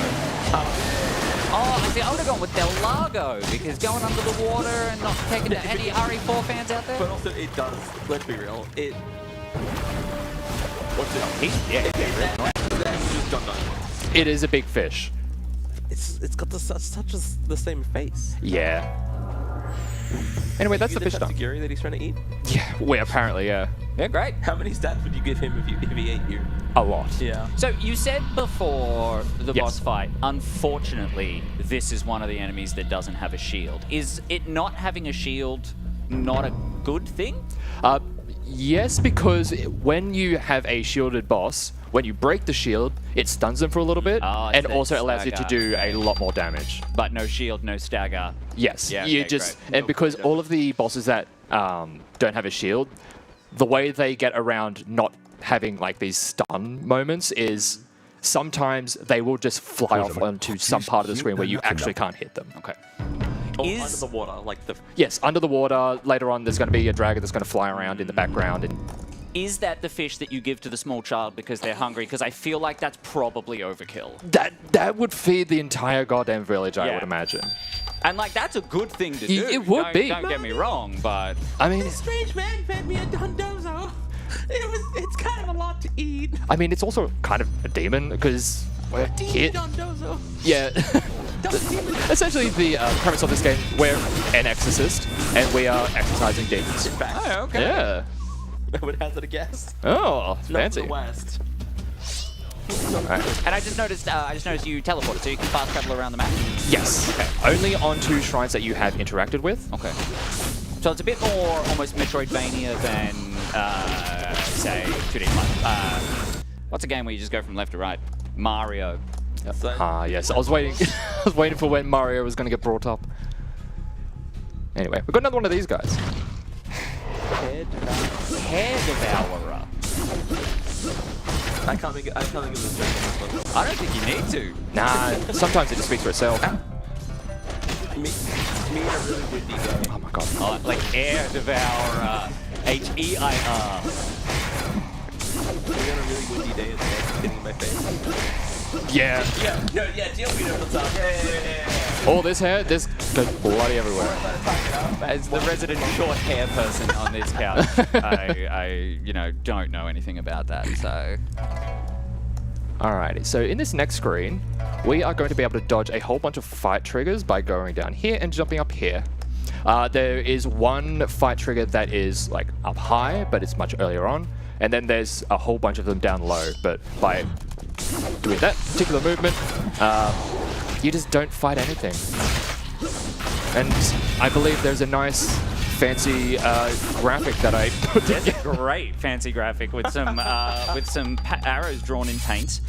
Yep. Show exactly. I think where it was to in jump. MS Paint. Yeah. So that's intended. Like you jumping down from that bridge to the lower level. That is an intended mechanic. Yes. Okay. They teach you about that in the village because there's all the different levels. So this is called. Boss fight. Yeah, I was gonna say clearly he forgot the name of this boss when he was writing the notes. And this is just called Ghost Boss Fight. Yeah. I mean, at one point it was called Hideous Ghost. I don't know. As I say, y'all just rush the stage. I'm just here to play a game. You are doing it very well, just for the record. Thank you. I appreciate it. It's nice to be able to show this game off when I actually have a working controller. I still remember that run, and like Luke said, like there is a part of me that like I don't remember, like from a viewer perspective, I don't explicitly remember the run going like exploding, like it's like you look like you just kind of made it like work so effortlessly that it wasn't like super noticeable, at least to me. Like I don't know. I mean, look at haven't it. They make everything look effortless. You're so true. I appreciate it. You're so true. This is why I have you two up here. Don't know a single thing about the game, but I'll hype you up. Oh, they can read some notes real well. Yeah, except when there's spelling mistakes in them. I'm not gonna lie, that trips me up sometimes. All right, so right now we are being tasked with finding the child. So we're back up. The drunkard knows where the child is, but won't talk to us and won't tell us where they are until we give him a drink. So we're just going to go grab a drink over here. I'm leaving the village. The first fight. You want to go to this? No, that's talismans. We're not up to talismans yet. Well, Talisman. Well, it is a good time to talk about the talisman. All right, because okay, so... go for it. You read what I wrote. So upon leaving the village to head into the mountains, in the first fight, you want to go into the items menu and use the Earth Shrinking Talisman. Correct. These will be used to escape from fights and ignore fight triggers for a set amount of time. Over the course of the run, we'll use around 9 of them. And as you are using them, you'll want to be quick navigating through the levels to dodge as many fight triggers as possible while it's active. So what what I'm getting from that is it's kind of like an invulnerability state that it kind of puts you into that prevents fight triggers. It's a timed sort of invulnerability Yes, it gives state. you the stealth buff, which you see at the bottom of the stealth. screen. Similar to invulnerability, but also completely different. It earth shrinks you. Also, this is a really good bit. Or does it shrink the earth? Well, Because it's called the earth. Well, okay, we can't trust that it's called the earth shrinking talisman because nothing else in these notes we've tried so far. But the talismans is actually one of the things that is different from the one back in 2023, because back then, we just won't use them because we just didn't think to. I feel like something that straight up just avoids fight triggers is kind of like, that's just a good thing to have. Yeah, it was one of those moments where we're just like, how did it take us this long to find this out? Well, to be fair, there's like not many people playing this game, let alone running it, so well, easy for things to fall through the It is a cracks. very stunning game. Like, this art style is divine. Also, the toy that we got from the child, we give it to this spirit, who's going to give us the blood spell, and that is going to be the source of all of our damage for the rest of this story. The blood spell, in and of itself, doesn't really do too much. All it does is lower your health down to a very critical state, but all of the upgrade track things that we're going to be picking up very soon, which is going to be right here. We're just going to... so we're equipping the red tier stone. I was just about to say... Yes, I was going to mention... I was going to say Clever Rat Ring because that shows you what Souls game you started with, because Clever's Rat Ring is what RTSR is called in Demon's Souls. Yeah, essentially that. So we're going to get all I these did start a upgrades. demon, but I just like it wasn't very optimized. Yeah, like okay, I didn't play very well, but I started with demons. My goodness. All Or right. it's like it's less powerful. Or Why did a child have the blood spell? Oh, no, the child gives you the toy, and the toy gives you the blood spell. Yeah, Well, then some the toy, bits, you give the toy like to multiple. a spirit. Yeah, okay. This is... Sure, yep. Oh, hell yeah. Hell yeah. So we're going to do a jumping strike at the start to get ahead of the laser hitbox. With the charge, you can either slap, which is the best way to complete the shield and deal damage with the help of the blood spell buffs that we just picked up from Yeah, the, as you can see, we're doing some good damage. very good damage. That is substantially more than we were just doing. So you can actually damage them through the shield as Yes. well. Okay. Yeah, so while the you're shield is up. completing the shield and the health at the same time. Yes. It's just they get a lot of damage resistance while they have that shield up. Yeah, okay. It's gonna suck when we're in story 2 and we can't do this bit and we just read the notes verbatim. No, we're still going to do it. It kind of looked like the parries could be awkward to use against that diving attack. Would that be right to say? That would be correct. Yeah. yes. Okay. Cool. I mean, like, and look, when the parries are awkward, you can dodge can be used to go through the coins and the lingering fire to get the counterattack hits in, which is like a good way to solve. I feel like that's a pretty advanced strat. Like, I feel like a lot of new runners would probably get tripped up on that, but someone experienced like JLP here could definitely do the dodge with a high amount of. These aren't on the notes. This is all. Yeah. He hasn't talked himself up in the notes. Yeah. All right. Did you successfully avoid the person? I didn't. You didn't? I had missed. I dodged that guy like the past dozen runs, and then this is the one where I just talked to him. So if we were playing optimally here, as we left the hall, we would have, before dropping down the well, if you drop behind the person who's standing there, you can actually avoid getting stuck in a conversation with them. But unfortunately, we just missed that skip. We call it man at well skip. As of right now, that's what we call it. That sounds about right. Yeah. Cool. It skips like. Skips the man of well. Yeah. Man at the well. Yep. It's very straightforward. We're not the most inventive here in the Exorcist community. So we are coming. Is this the true boss fight? Yes. Okay. So what we're going to see JLP do here is if she flies high. Well, there's still a few screens too before early. that. Okay, Yeah. then fine. So before we get to the 2 boss fight, we're going to take all the fights all the way through 2 as intended, using dispel cancels to get through the enemies in the village quickly, and then we use the village trying to level up, and then we'll be grabbing energy sleds level 2, and the rest into levels. We should have at 16 on levels there. So my understanding is you can put your experience into both abilities and then into levels as well. Yes. Okay. It's souls. Yeah. That's why there's plenty of strength. At death's door. Powerful. No, we're not talking about E33 until at least Thursday. At least Thursday. I'm just trying to think of other like hard tier starter Come on. effects. Where are you? You're up here. Get over here. This is why I hate these flying enemies. They just go Yeah, off. they look way more annoying than they should be. That's when like the spell blades are usually like really good because they will just like target onto them and just go after them. But you don't have to worry nearly as much. But we would prefer to be using this. So the blood spell has replaced the spell blades that we picked up earlier? Yes. Okay. Like you can like have multiple like spells equipped and just like cycle through them if you had a D-pad, but Now, yeah. I should been hitting. I should hit 16 levels. I did notice we only hit 15.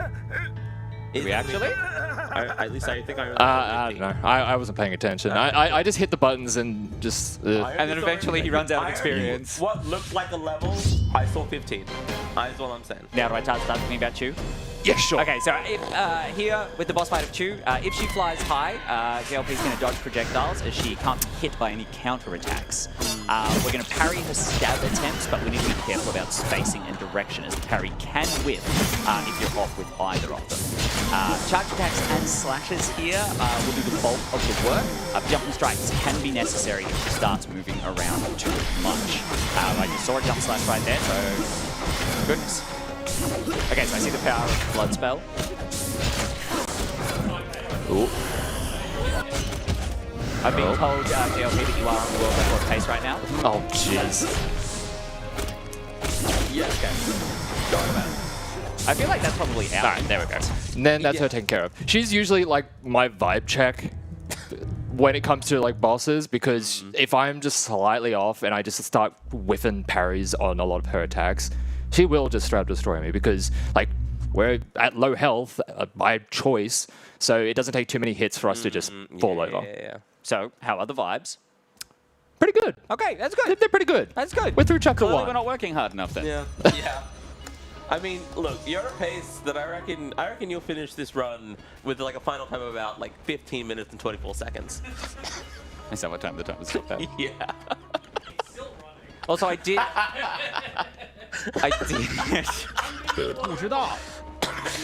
I did notice that you mentioned whiffing parries. Do you know anything about whiffing parries in any games that you speedrun, Kenora? Pleading the fifth over there, okay. So we're on to chapter 2 now. So we're on to chapter 2 now. Sorry, Kenora's just having a moment. I mean, what I do know is dodging very easily telegraphed attacks because someone in the crowd is making a lot of commentary. Never done that before in my life. Yeah. No, but me because of you. Oh, okay, right. So we're into chapter 2 now, or is this the end of chapter 1? This is the start of chapter 2. This is the start of chapter 2, wonderful. You can tell because we're in a western. Oh, it's a different color. We're now playing Western Exorcist. We're not going to read the Western Exorcist. Western Exorcist is the worst joke I've heard all night. Do you mind if I? Yeah, go for it. Oh, Yeah, please cut brilliant. us off at literally. We're just yammering. No, on, so- absolutely.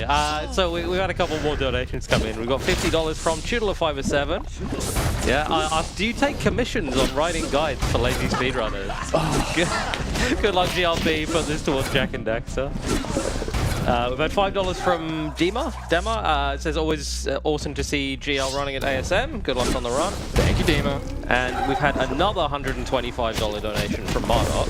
It says, okay, now I've seen the play Uno while playing Uno incentive, but I have to try to make that happen. Absolutely agree. That's going to be sick. And that has actually pushed us over $6,000. It has indeed. Yeah.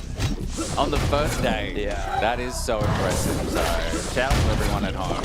And those who are here donating as well. The ones specifically sitting in the crowd right now, yeah. Here at the event, not Yes. here on this. Oh yeah, not how, yeah, We're doing nothing productive. We're donating our voices right now. That's oh, frog boss. Big frog. That's a big frog. You're donating your time and expertise.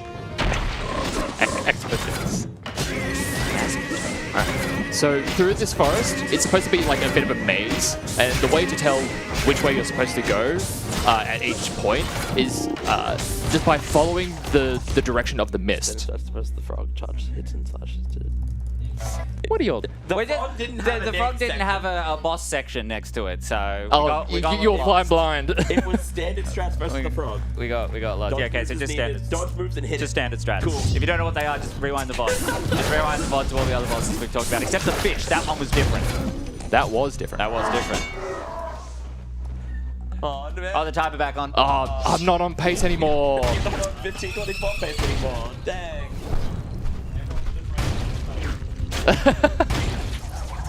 So we'll be going through the caves, and there'll be a section here with the flamethrowers.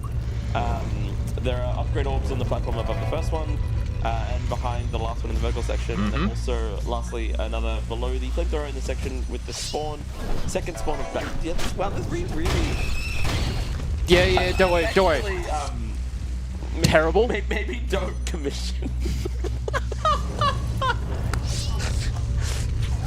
No, commission him. Just have him let me proofread it. Yeah. before- Like before- I Maybe just didn't. run it through a spell check once or twice. I didn't do a second pass on that at all. I just like sent it, wrote it, sent it, and was like, all right, that's good enough for me. And again, it does say to jump experience and levels. We only went to level 19, I'm pretty sure. Also, can I just say, if he was good at spelling and at speedruns, he would be too powerful. Okay, That's true. So Yeah, he clearly devoted so much time into doing the run that there was. the guy was just the guy was secondary. So. And that's why I can see how low our health. So does the blood spell prevent us from gaining more health than what we've currently got? No. Or it just kicks in once we reach a low level of health? Yeah, it just kicks in once we are low health. Okay. So Oh, we yeah, can use yeah. our like regular healing potions to get us back up to much higher, which sometimes I will, just in case some of these environmental hazards can give us a bit of pain. So Those healing orbs had what sounded like the exact same like MP3 file as the like healing wells in Warcraft 3. I don't know if that was. yeah, I get that. Yeah, I get Has that. anyone ever told you that? Yeah, okay. Mostly me. Anyway, so this is the three-phase Rakshasa. Or as the game knows it, Rakshasa. Yeah. As opposed to the four-phase Rakshasa. Because when they start throwing spells, you can find the knocking directly underneath them, and it can make parrying more difficult. And parrying the actual easy back parry, as setting it back will prevent the shield and it will knock them down to the ground as well. And if you're on the knocking position, knocking out is good to keep it tracking you so you can eventually get a parry on it to knock them down. And then the fire you can use to fire boss counters. And then the lightning strike is the other way to go. You've got them vulnerable, and if you've got time left during the fight, there's an orb you can pick up in the top left. If you can't get it during the fight, then you can get it afterwards. Just find us. Like that. And I just noticed his shield regenerated midway through the fight. Is that a normal thing, or was he Yes. just a two-phase boss fight? No, all bosses will like. Regenerate their shield? Yes. It will like you get a certain amount of time to just like well upon them, and then they will get their shield back, and you just go back to square one and just keep going. Yeah, okay. Alrighty. Oh, it is a level 20. Maybe there's like a slight animation as you're doing the final level. And that if you you're exit out of it cancelling out before, the yeah. animation. Like animation counts. If we scroll back to the top. Oh, yeah, back to the top. It just genuinely looked like there was something. And I believe we're coming up on another fight skip. Would that be, or have we already done it? I can't tell if you're going too fast or not. Yes, I did. Okay, you did it. Were we also not supposed to level up to level 22 there? I'll be fine. Okay. That'll be fine. Okay. It'll be fine. He's gonna. Oh hell yeah, spiders. These spiders are just nuts. You're not a big fan of spiders, are you? No. Yeah. Okay. So much so that I don't think this is in the notes either. No, Probably we because jumped it's- straight to evil tree ant. Probably because it's just that. Yeah. Yeah. Okay. That's fair. That's fair. To be fair, I think the frog got more lines of dialogue than Yeah. Then the spider, did. spider did. Yeah. That one I heard just Don ignored Dozo. it. I know I heard Don Dozo with that dialogue. As is probably Really quite clear colourful by just the aesthetic and also, the audio and a lot of the, everything about the vibes. game. Yeah, the vibes. It is made by a Chinese dev called Wildfire Studios, I do believe. Have they released anything else, or is this? I am not too sure. I'd have to look up. Cool. This is what I know them for. I'm looking it up for you, don't worry. You sure Sweet. you should be the spell checker? I saw the spelling of that. Trying to type Hey, Exorcist did it into not Google. figure it out? Only because you got rid of the P in Exorcist. I'm not giving you my phone anymore. You can't be trusted. How am I supposed to know what to talk about the eel tree and No, I'm gonna know. You're just not gonna know. Cutting you out of this. All right, it's an evil tree and fight. If there's any hand missiles or charging at you purely horizontally, you can just parry. He's finished the fight already, but getting the counter is good, apparently. Yeah. Yeah? Turns Did you out get it's the all right. counter? I think I did. That's good. I Pretty got good. dodges. It I think. specifically says here in the notes, getting the counter is good. Well done. I did a good thing. I wrote a good thing and did the good thing. It really does Alright, give so- P graveyard shift energy. I'm all for it. So we are going to use a talisman here after the in the first encounter after the treant. Is that correct? We'll find out. He's just Yes. going off script now just to mess with us. Okay, so how many? Do you know? This might be a silly question because you obviously speedrun this game predominantly. Do you know how many fights this skips? Oh. I don't know the number. I know how many I don't even know how many we use. I did say in the notes that it's like, We what, use what is it, 9. round 9? We use At least 9. with this story, there's still the other story. and I At least used 9 fights. At least, so it skips. Yeah, it skips. That's Or if we can assume an average of 2, at least 18. at least 18 fights. That- something like that. Yeah. So are there limited amount throughout the game? Like, can we only get a certain amount? Okay. you get you have like a certain amount, and then you get more each time you beat a boss, essentially. Okay. So Like you're one gonna- more. Are you going to make sure to level up at the shrine before we move on to the next boss? To level 24. Yes. As opposed to last time when we were supposed to level it to 22? I think I'm 20 something. You... Okay. I'll believe it when I see it. Yeah. I don't know what they're talking about, but I heard 6-7. Yeah, I coming heard from, 6-7. coming from the tech team. So That sounds about right. Not from the crowd currently? In there. damn, more spiders. Yeah, that one decides it Can you really see likes them or to no? spawn underneath that bridge, so I just have to wait for it. God. Yeah, we're at 23. What number do I have on the notes? And here it says 24. But you might have done it again. You might have closed the menu. no, it's at No, it said 23. definitely 23. That was a 23. Pack it up. It's going to be really funny if we get to the final boss and we just like can't beat it because we're underleveled. Noops is gaslighting me right now, and I'm not.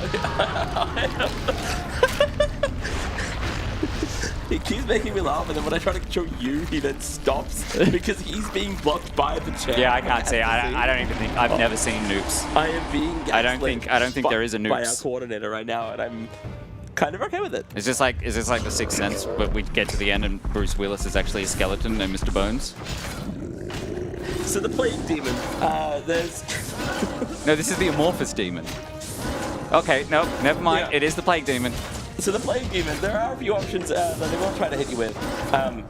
If they're apparently just staying in the corner, they die. That's not in the notes, but... That's what we're seeing right what here. we're This is seeing right just... Yeah. now. Yeah. Is that like the what's it called in Sekiro where you lock that guy in the corner behind the door? Where you do dead angling? Yeah, dead angling. Is that like Kind of that, but mostly with that one is because their animations are way too long that you can just break the shield Their before guard, they... yeah, okay. Because I know that you do often refer to this game as sort of a 2D Sekiro. Sometimes. Yeah. Like, the aesthetics are quite Oh, similar. very much. Yeah. And it does have the parry mechanic as well, of course, which is a very large part of the Sekiro gameplay. Yeah. Alright. So I've been told. Can't remember if I do have in the notes that I use a talisman here. Yep, you definitely do. Right after the boss, use the talisman. And along the path, you check the split for the top left to get more orbs. Yep. You get that, and then you move on. And on the following screen, the fights with the sacrifice enemies can be annoying. Their blades can do a lot of damage, but just be careful. Try and parry or dodge their moves, and overwhelm them with damage. Sounds good. I like you don't kill them with damage, you just overwhelm them. I can't wait for story 2 where we just repeat everything. Everything that just happened, yeah. Where are you going? In fact, I reckon we could just sub other people in. Yeah. To just, you know... Or should we look up one of those, What are those games you used to play in primary school where you like write in a noun and then a verb and then it tells a really funny story and it's just like... Oh, like Mad Libs. Like Yeah, Mad Mad Lib. Libs, Can we thank just you. make Yeah, a Mad Lib of the My script? brain said adverbs, and I was like, that's not That's correct. definitely not right, no. Close. All right, so here's the dragon. Is it a god? Demon Souls boss. Yeah. That's crazy. It's Just like how the last demon was a plague demon, apparently. So, much like the fish Sorry. back in Chapter 1, this boss does not have a shit. We haven't got to him yet. Am I too early? Am I No, being too early? you can start. You Okay, can start start. talking about him now. Okay, Yeah, so like this boss isn't going to have a shield to break, so it's literally just raw damage that's going to be needed in order to deal with it. When he is able to be hit, you want to be in the corner where they are, back to the wall and try to bait up a tail whip attack. You got to be careful of them biting at you. You got to try and dodge through that, but the tail whip you very much just want to parry. Jumping or charge strikes into slashes is how you're going to deal most of the damage, like we have done with the other bosses so far. And if they leave the screen and start throwing fire, have you beaten the boss? No. Okay, good. That was just like the get to them in the first cool. place. If they do leave the screen and start throwing fire at you from the background, just dodge it, keep yourself alive and wait for them to be hittable again. They can sometimes make it look like they're coming back down, but instead just do a bite and I quote, bugger off again. Just exercise patience with this one. So this one, bit of an auto scroller section by the sound of it. So A little bit. I reckon we could probably handball back to the host for some messages. Absolutely. Oh, thank you so much. You're so welcome. We have had a couple more donations come in. We've had $5 from Toast042 with no comment, and another $10 from Tudor507 once again. Says, I'm glad the timer isn't paused anymore, but I think the donation tracker stopped moving. Thank you, Tech Team, for all the hard work. Well, there's only one way to fix that. Yes. So thank you. Appreciate it. Also, I did not parry the tail. I specifically said to parry the tail, man. It is a weird hitbox, and I'm just... It's late. Also, JLP, I'm so sorry. Kenora's looking up Mean Girls Mad Libs right now, and I'm sorry for putting that in her brain. Oof. If this goes awful, I do take full responsibility. Okay, so the Mean Girl Mad Libs is $7. I'm not considering it. Curious. Anyway, we are heading into Chapter 3 now. We've got, I believe this is the 5-boss chapter, because this is the final chapter of Story 1, is that correct? Yeah, that part, yes, in terms of how many So we've got bosses. Tiger Colonel, Yep. Rhino, Yep. Lady Poison, King Mandrill, and Zhang. Yes, that is correct. Do you reckon that's the same Zhang from Mulan? Do you mean? Isn't? I'm pretty sure his name was Zhang. I don't think it is. Look up Mulan Mad Libs. Add it to the list. As in the main villain, right? No, the hunky... yeah, the hunky guy. Oh, Let's get down to business to defeat the hunks. Hunky guy. You've What's his just name? googled Mulan hunky guy. Yeah, that doesn't narrow it And down. yet it still gave me the villain. It's still. I mean, I'm not. Look, that guy is someone's type. Also, it is Li Shang. Li Shang. Yeah, cool. Not Zhang. Also, we're just using Talisman here because Oh my God. there's a lot of enemies in this screen, or these two screens, and we just don't want to deal with it. Is the talisman? Are we using the talisman in an intended method here, or is it? Yes. Okay. Because you're meant to use them when you're in battle. Like, you can only use them when you are in battle, and it will get you out of battle, and then keep you safe, so you... Okay, so it's more like a survival item as opposed to a don't play half our game item.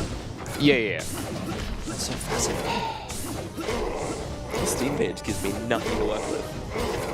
It doesn't. Man, you got 9 pages of notes right here. What do you want? Not the story 2. Oh, not the story 2. Yeah, that's fair. I'm trying to get like a little bit of information about story 2 to fill in the Mad Libs. What do you reckon a JSS is? Jump, strike, slash. Yeah, that sounds about right. That Figured it sounds out, like something I would do. I feel like that's the first time you've used this acronym for the entire. I think I notes. was meant to go back and like actually make it a little bit more And clear. flesh it out a bit more. Yeah. If you give As I me- said, that was like a first draft of that If you thing. give me and I just if you stop the run right now, give me edit permissions. I can just go through and update these for you. All right, I'll get right on that. Yeah. Oh, there's a CSS in this one. What's that one? Counter-Strike Source. I got I was gonna say custom style sheet. I got sent a message by our lovely ASM coordinator. Do you want to see what it is? Yeah, love to. Oh boy. It's just Li Shang from Milan. Hey, you at home right now, donate and tell us your favorite Mulan character. And I'm not gonna lie, if it's not the cricket, you're probably wrong. Do you know the cricket has a name? Is it? It's No, Cricky. Yep. I met a guy who had a tattoo of him the other day. Oh. I was like, that's a dope character to have a tattoo of. Cool. Are there any crickets in this game? Not that I can remember. Okay. But then again, Let me check. the way this has been going, like, I have forgotten everything about this game. Let me control F the notes for cricket. You're probably going to find me talking about cricket at some point. Like, the sport cricket. Sports. Yeah. In your notes about. Yeah. About Yeah.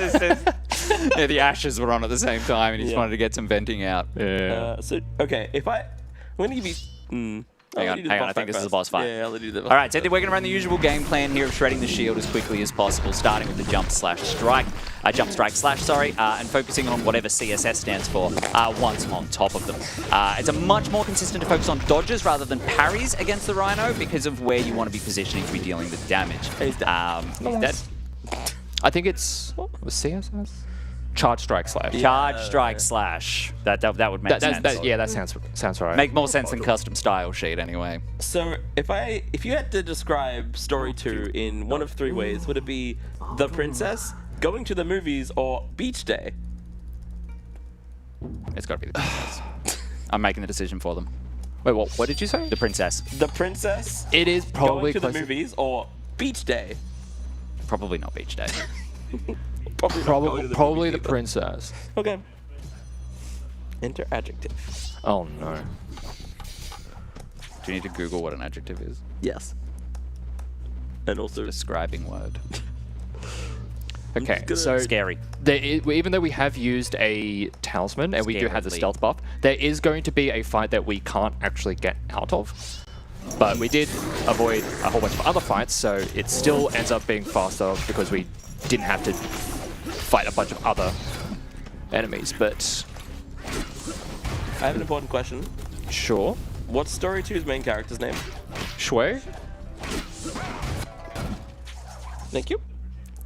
X-U-E?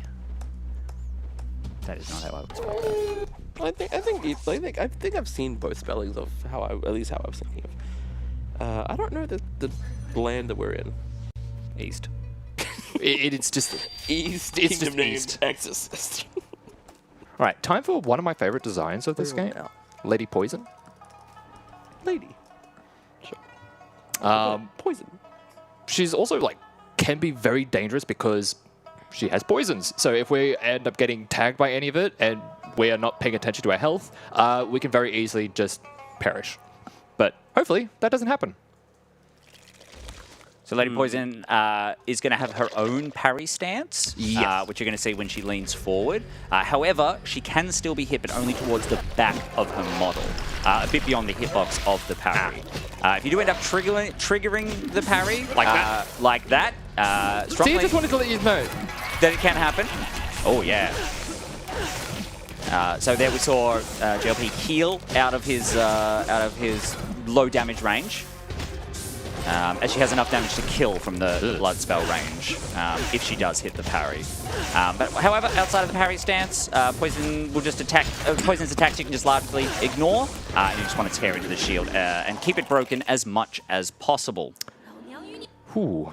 And there are some times where if I'm, like, because the blood spell will set us to a very specific health total, if we are below that due to either poison or any other such means, we can actually use the blood spell to give us a little bit of a heal in a way, because it will just like move us back up to that specific point. So it can be a good way to get yourself out of complete danger while still being able to have all of your damage online. Alright, so I can get into this next fight where it's just one of those big elks and none of the wolves, but if I'm quick enough. Big elk. Am I quick enough? I am. So it's just going to be... Hey, where did you come from? He was quicker. They weren't there. Oh, there's one more. As you can see, it's preferable to not have the wolves there because they are rather annoying. And very spread out as well. That, Yeah, very spread out. They get very aggressive. They like even if you're hitting them, they just like keep on charging at you and just starts poking you with the stick, and they do a lot of damage. Hurts quite a bit. Anyway, now that we're through all those screens, it is essentially only bosses for the rest of this story. With the help of the talismans, it turns into like both stories end up becoming a bit of a boss rush towards the end because we just like skip everything else. Yeah. So do we generally save the talismans for the late game fights because they are so much harder or longer? Yeah, a lot of the time there's just a lot more of them and they are much more annoying enemies. Yeah. So, yeah. We just had a $10 donation from Havra. It says, dishonor on you, dishonor on your cow, Mushu MVP. Yes, love Mushu. And what are you, a sheep? You heard him. I think King Angela hated that he called him a sheep. Yeah. But he's very clearly He's very not mad a about sheep. that. So this is another boss that has a parry stance and can move all over the arena quite a lot. So chasing him down can be a bit of a pain. But if you're not already hitting him, parrying and dodging the projectiles is going to be helpful. Jumping strikes are going to be the best friend in this fight, just to close the gap from when he does run around the arena. Overall, you can play the fight very similar to all the rest. As we can see here, as we're melting the shield down. Especially once he gets stunned from the shield, it's just a lot of big chunks of damage. Yeah. Nice. Cool. Very nice. So, And now it might be time for to defeat the Huns. yes, To get down yes, I got that. Yeah. Jang. You remembered the bit from Yes. 5 minutes ago. Okay, to be fair, I'm a little they got things to focus on. I know. But also, So do we go straight into Zhang here? Or? Yes, it is Okay. just one boss right after another. So this is going to be a little bit different boss. Instead of being super aggressive, we're going to play this one pretty patient, focus on parrying instead if we are able. And then once the shield is broken, that's when we're going to go in. And if they start to use moves that bring up the an exclamation mark on screen, just get out of the way. We're going to play it safe and wait for him to calm down. So we'll see. We might just shut up and let him focus for this one. So this isn't Mulan Hunky Man. also, he hasn't got his shirt off. So Just you don't now know remembering, like my run back in 23, this story alone, it was like about a minute 10. So I'm already. You mean an hour 10? Minute Because 10. if this was a minute 10, man, you've taken way longer this time around. Yeah, that one. Oh yeah, this fight looks very annoying. So we can see the parry right there, and there's the broken shield. So we're going to take the opportunity to get a lot of health, a lot of damage on the health until the shield regenerates here. Yeah, Jesus. Doesn't look like we've seen an exclamation mark attack yet. Nice. There we go. Fantastic. Okay, that seemed really quick. Phase 2. Does all right. There's no phase 2. And that is the Time first. ends at the final hit of Shang, but not Not for the second story. Yeah, we are just getting started. Now that we're getting into the second story, a bit of a story recap. Okay. So, in story 2, once upon a time, there was a scary princess named Kuei. She was from East. She lived in a beautiful kingdom on the hills called Exorcist. And she had 5 lady while she was poisoned. The horse, she fell off the horse. Her dress had a purple stain on it. When she got back to the kingdom, she quickly changed to she could. What? She quickly changed to she could wash her dress. Her big elf told This her sounds like the she- guide's JL Phoenix rides. Yeah. So that she could wash her dress. Her big elk told her to come down for dinner. After they finished eating, they all went to take parries. The following day, the princess went out to the village to go to the supermarket. When she ran into a prince, they fell in love and got married and had 3 children, and they had lived happily ever after. The last 4 lines of this ad-lib Well, one sentence. were... the whole thing was one Yeah, sentence. Yeah. But the last 4 lines had none of the things I inputted in. It then just told the rest of a story by itself. Okay, so tell us about Shu. How is she different from Lu? She doesn't necessarily have the same level of freedom when it comes to a lot of the animation cancelling, but in terms of just like the basic kit, this downward, like aerial downward slash is going to be where we're going to get a lot of our value. Because unlike with Lu, whose aerial downward attack is, it only has a hitbox as you land, whereas with Shui, it's a hitbox all the way down. I definitely got her name wrong. Shui. See, the Mad Lib helped. The Mad Lib did help. Also, she doesn't have like a particularly clean animation cancel out of the dispel, or even like the resheath. She doesn't have like a resheathing animation that cancel like I can with Lu. So you are going to be a little bit more stagnant in comparison. But you do have some very good options. You have some better options to deal with things in the air, just with basic attacks, because we've just got a bigger weapon. I quite like the, I mean, I always enjoy games that like have these sort of like very split story sort of gamers like this, while also making each character feel and play very Distinctly, differently. yeah. She also like seems to have like 2 parts to her weapon that she like combines. Is that what Yes. can she use each part in certain moves later independently, or Nah, she just like, that's just for combines them for reasons? And just for like It's transport. for style points. look, it's a pretty stylish weapon. It's pretty not gonna stylish lie. weapon. Do any of our resources or anything from the first story carry over to the second, or No, are they they essentially just treat it as 2 completely separate? 2 completely separate. Okay. So we are going to be back to square one. This is essentially the prologue, so we are just getting the tutorialization of everything yet again. We will be getting a blood spell, but it's not going to be until much later. Whereas with Lu, it's like only a bit into chapter 1. There are no hungry children in this one? No. Okay. Whereas in this story, you don't get blood spell until like a bit way into chapter 2, so it's going to be a little bit later. We don't have the same spells as well, so we don't have the spell blades, unfortunately. So we're going to have to work with something differently. And in this run, we never fight Dondozo, we actually fight Tetsugiri instead. It's one of those version differences. We fight the Buddha. Oh. Oh no, what now?